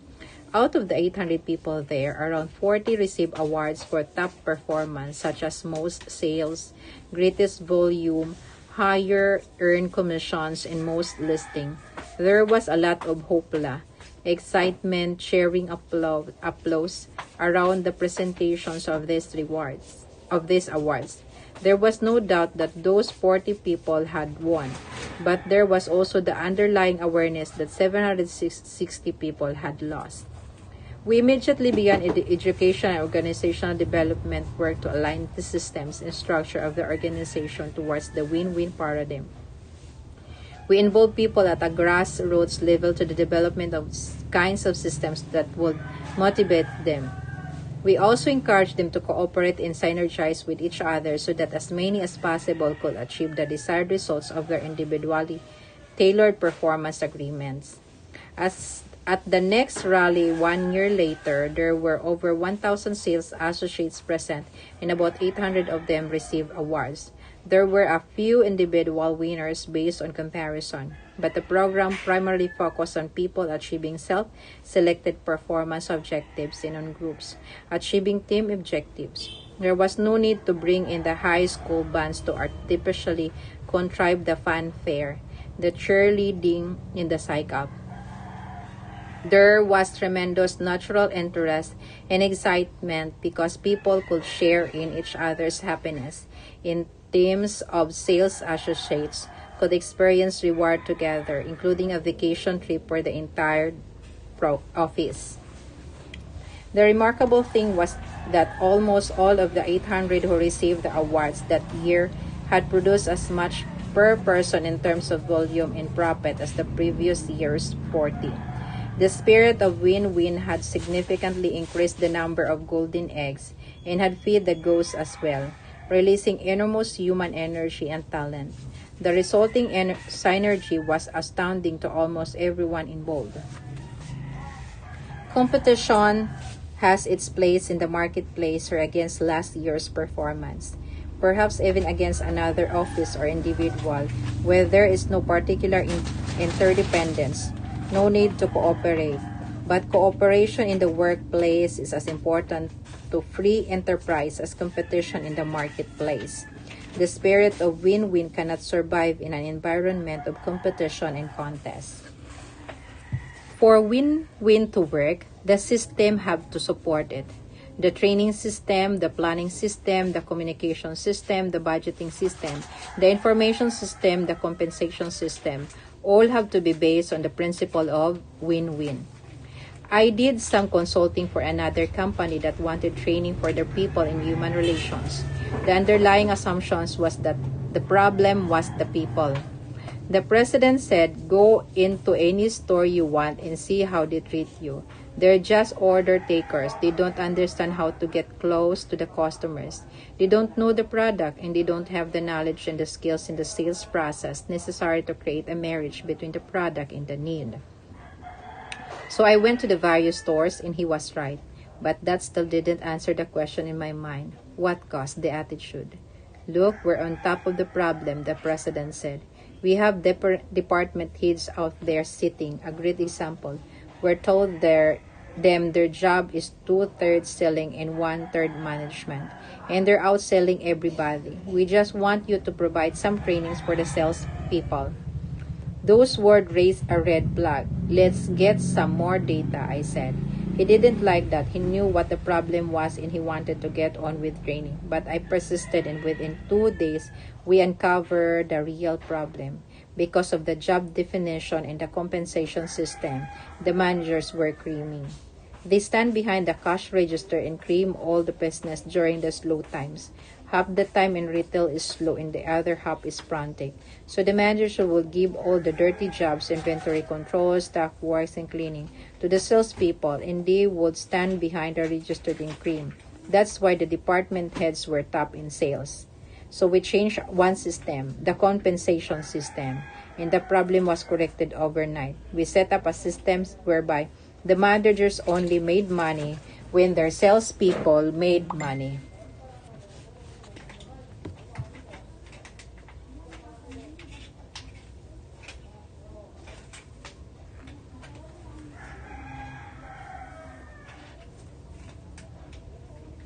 We set up a system whereby the managers only made money when their salespeople made money. We overlapped the needs and goals of the manager with the needs and goals of the salespeople. And the need for human relation training suddenly disappeared. The key was developing a true win-win reward system. In another instance, I worked with a manager in a company that required formal performance evaluation. He was frustrated over the evaluation rating he had given a particular manager. He deserved a 3, he said, but I had to give him 1, which meant superior, promotable. What did you give him a 1 for? I asked. He gets the number, was his reply. So why do you think he deserves a 3? Hello, super. Smart? What, Mark? Pila? 10 lang.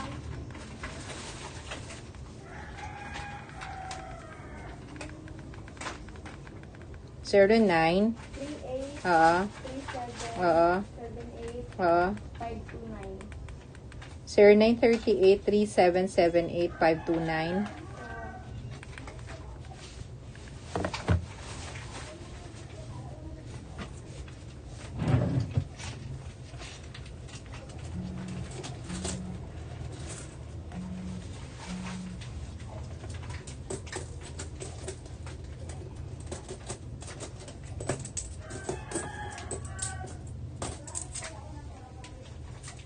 Nadaghanan din ako.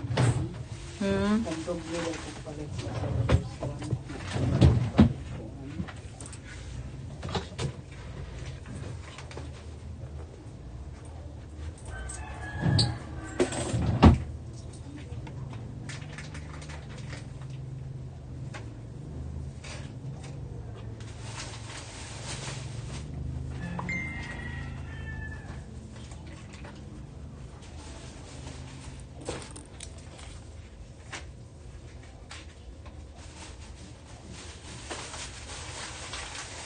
Para Thank you.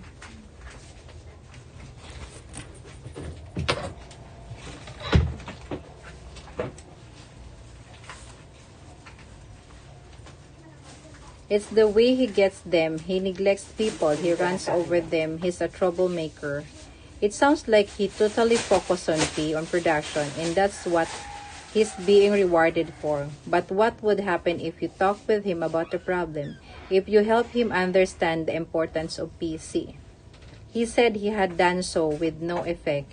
Then what if you set up a win-win contract with him where you both agreed that the 2/3 of his compensation would come from P, from the numbers, and the number 1/3 would come from PC. No other people perceive him. What kind of leader, people builder, team builder he is. Now that would get his attention, he replied. So often the problem is in the system, not in the people. Balik tani kana ka pa man i-display. Kasi ibalik niya. Diha oh.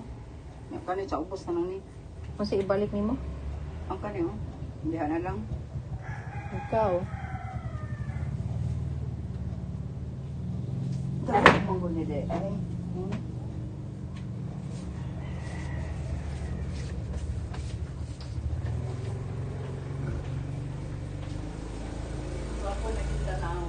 So often the problem is in the system, not in the people. If you put good people in bad system, you get bad results. You have to water the flowers you want to grow. As people really learn to think win-win, they can set up the system to create and reinforce it. They can transform unnecessarily competitive situation to cooperative ones and can powerfully impact their effectiveness by building both P and PC. In business, executives can align their system to create teams of highly productive people working together to compete against external standards of performance. In education, teachers can set up grading system based on an individual's performance in the context of agreed upon criteria and can encourage students to cooperate in production ways to help each other learn and achieve. In families, parents can shift the focus from competition with each other to cooperation. In activities such as bowling, for example, they can keep a family score and try to beat a previous one. They can set up a home responsibilities with win-win agreement that eliminate constant. Okay, hugo. They can set up home responsibilities with win-win agreements that eliminate constant nagging and enable parents to do the things only they can do. A friend once shared with me a cartoon hit scene of two children talking to each other. If mommy doesn't get us up soon, one was saying, "We're going to be late for school." These words brought forcibly to his attention the nature of the problem created when families are not organized on a responsible win-win basis. Win-win puts the responsibility on the individual for accomplishing specified results within clear guidelines and available.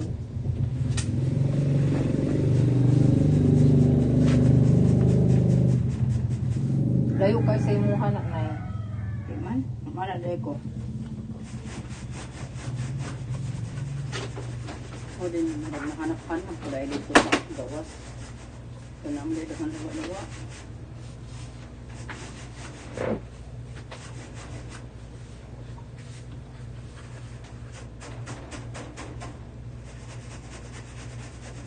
Win-win puts the responsibility on the individual for accomplishing specified results within clear guidelines and available resources.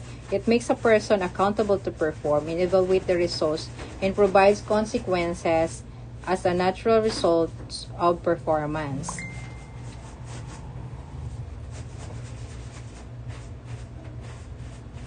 And win-win system creates the environment which supports and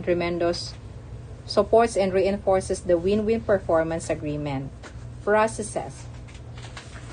There is no way to achieve win-win ends with win-loss or loss-win means. You can say you're going to think win-win whether you like it or not. So the question becomes how to arrive at a win-win solution. Roger Fisher and William Ury, two Harvard law professors, have done some outstanding work in what they call the principled approach versus the positional approach to bargaining in their tremendous useful and insightful book, Getting to Yes. Although the words win-win are not used, the spirit and underlying philosophy of the book are in harmony with the win-win approach. They suggest that the essence of principled negotiation is to separate the person from the problem, to focus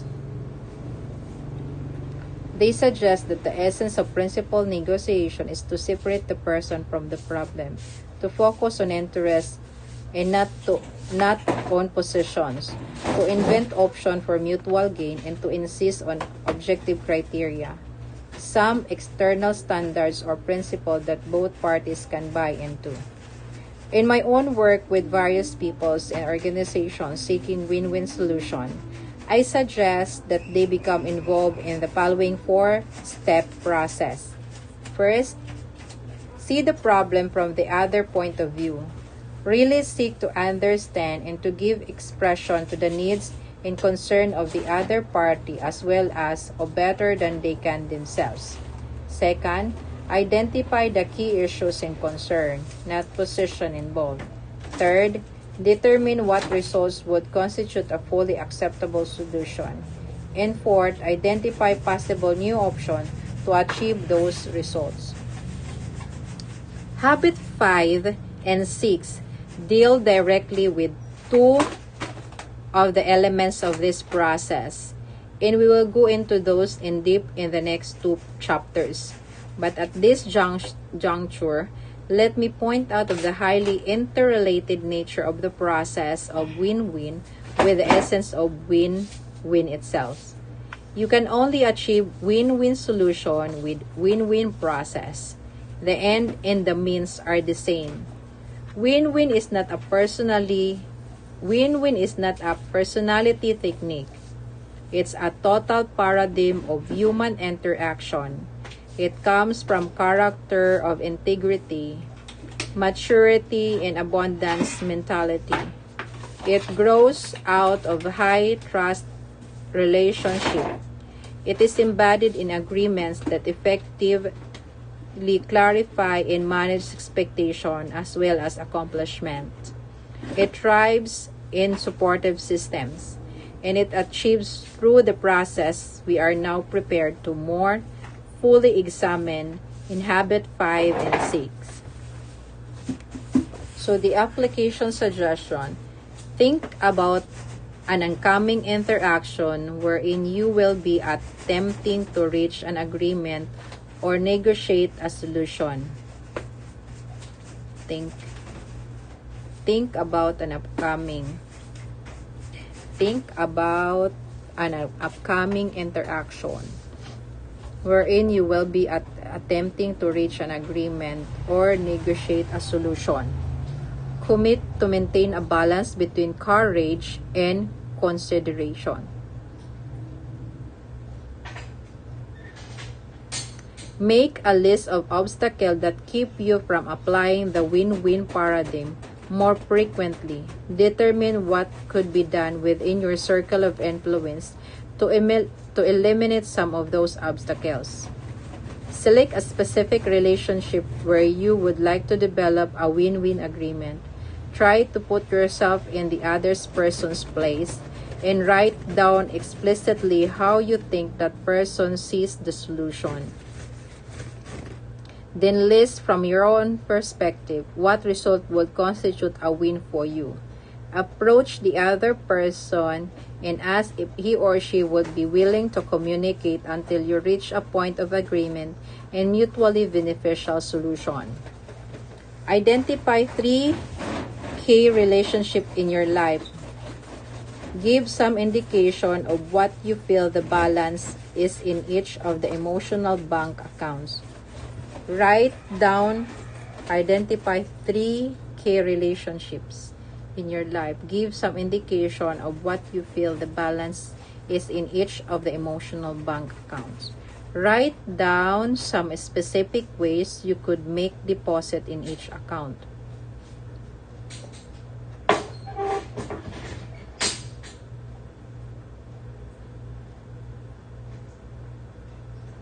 Deeply consider your own scripting. Is it win-loss? How does that scripting affect your interaction with other people? Can you identify the main source of that script? Determine whether or not those scripts serve well in your current reality.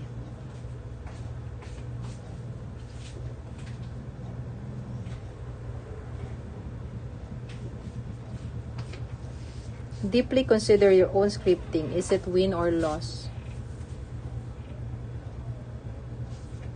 And try to identify a model of win-win thinking who, even in hard situations, unsa man,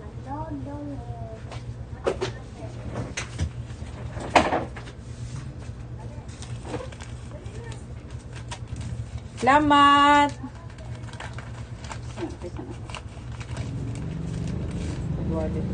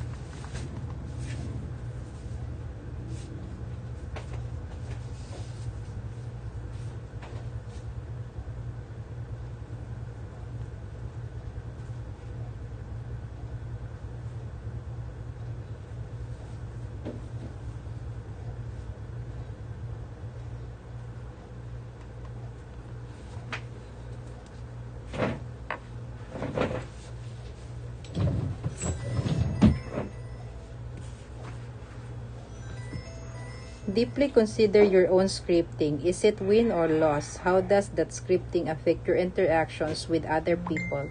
Can you identify the main source of that script? Determine whether or not those scripts serve well in your current reality.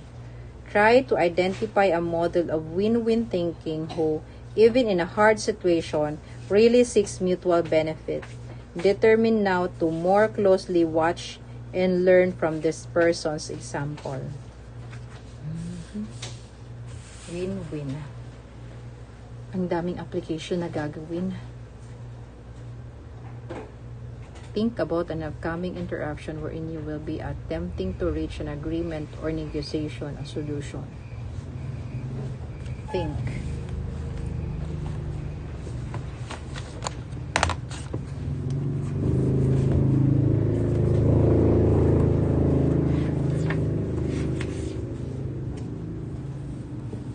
Think.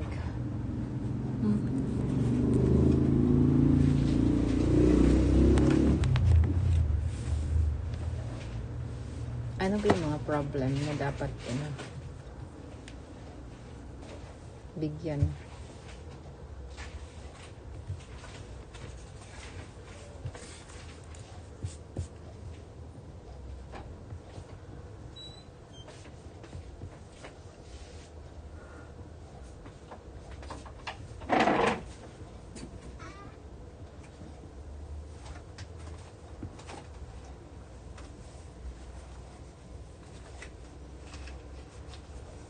Make a list. Think about an upcoming interaction wherein you will be attempting to reach an agreement or negotiate a solution. Commit to maintain a balance between courage and consideration. Courage and consideration.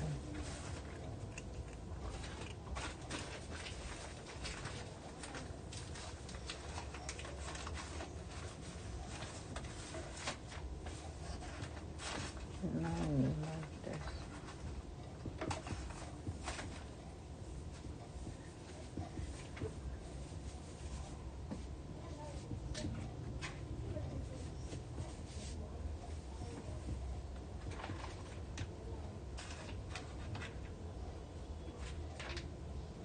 Identify 3 key relationships in your life. Give some indication of what you feel the balance is in each of the emotional bank account. Write down some specific ways you could make deposit in each account.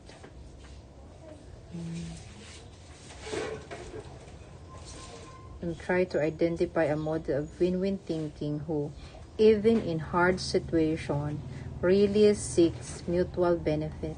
Determine now to more closely watch.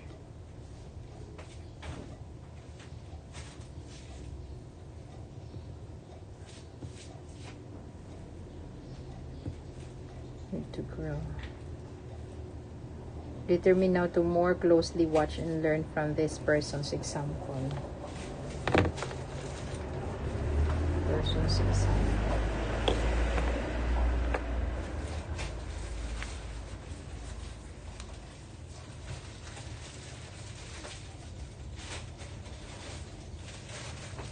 So we're done with the habit 4, the win-win. And let's try to apply the suggested application. It's almost 11 o'clock this time. Need to exit. Kailangan ko nang tapusin to para sa panimulang discussion ng Habit 5. Pero kailangan ko talagang ma-identify yung Habit 3. Kung ano ba talaga yung uunahin ko, yung put first things first para sa magawa yung weekly na task. And then ito, yung sa mga situations, think win-win. So, thank you kina John Rob Suarez, tapos kay Nigel and AG, then Cecilia na Australia. Thank you din dun sa kay I Small Official na nag-visit sa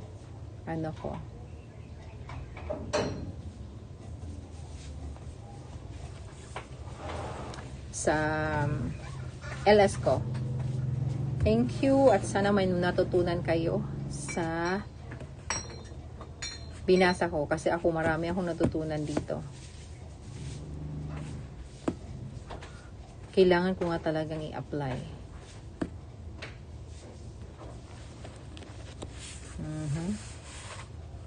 Kung paano siya mas lalong maging effective.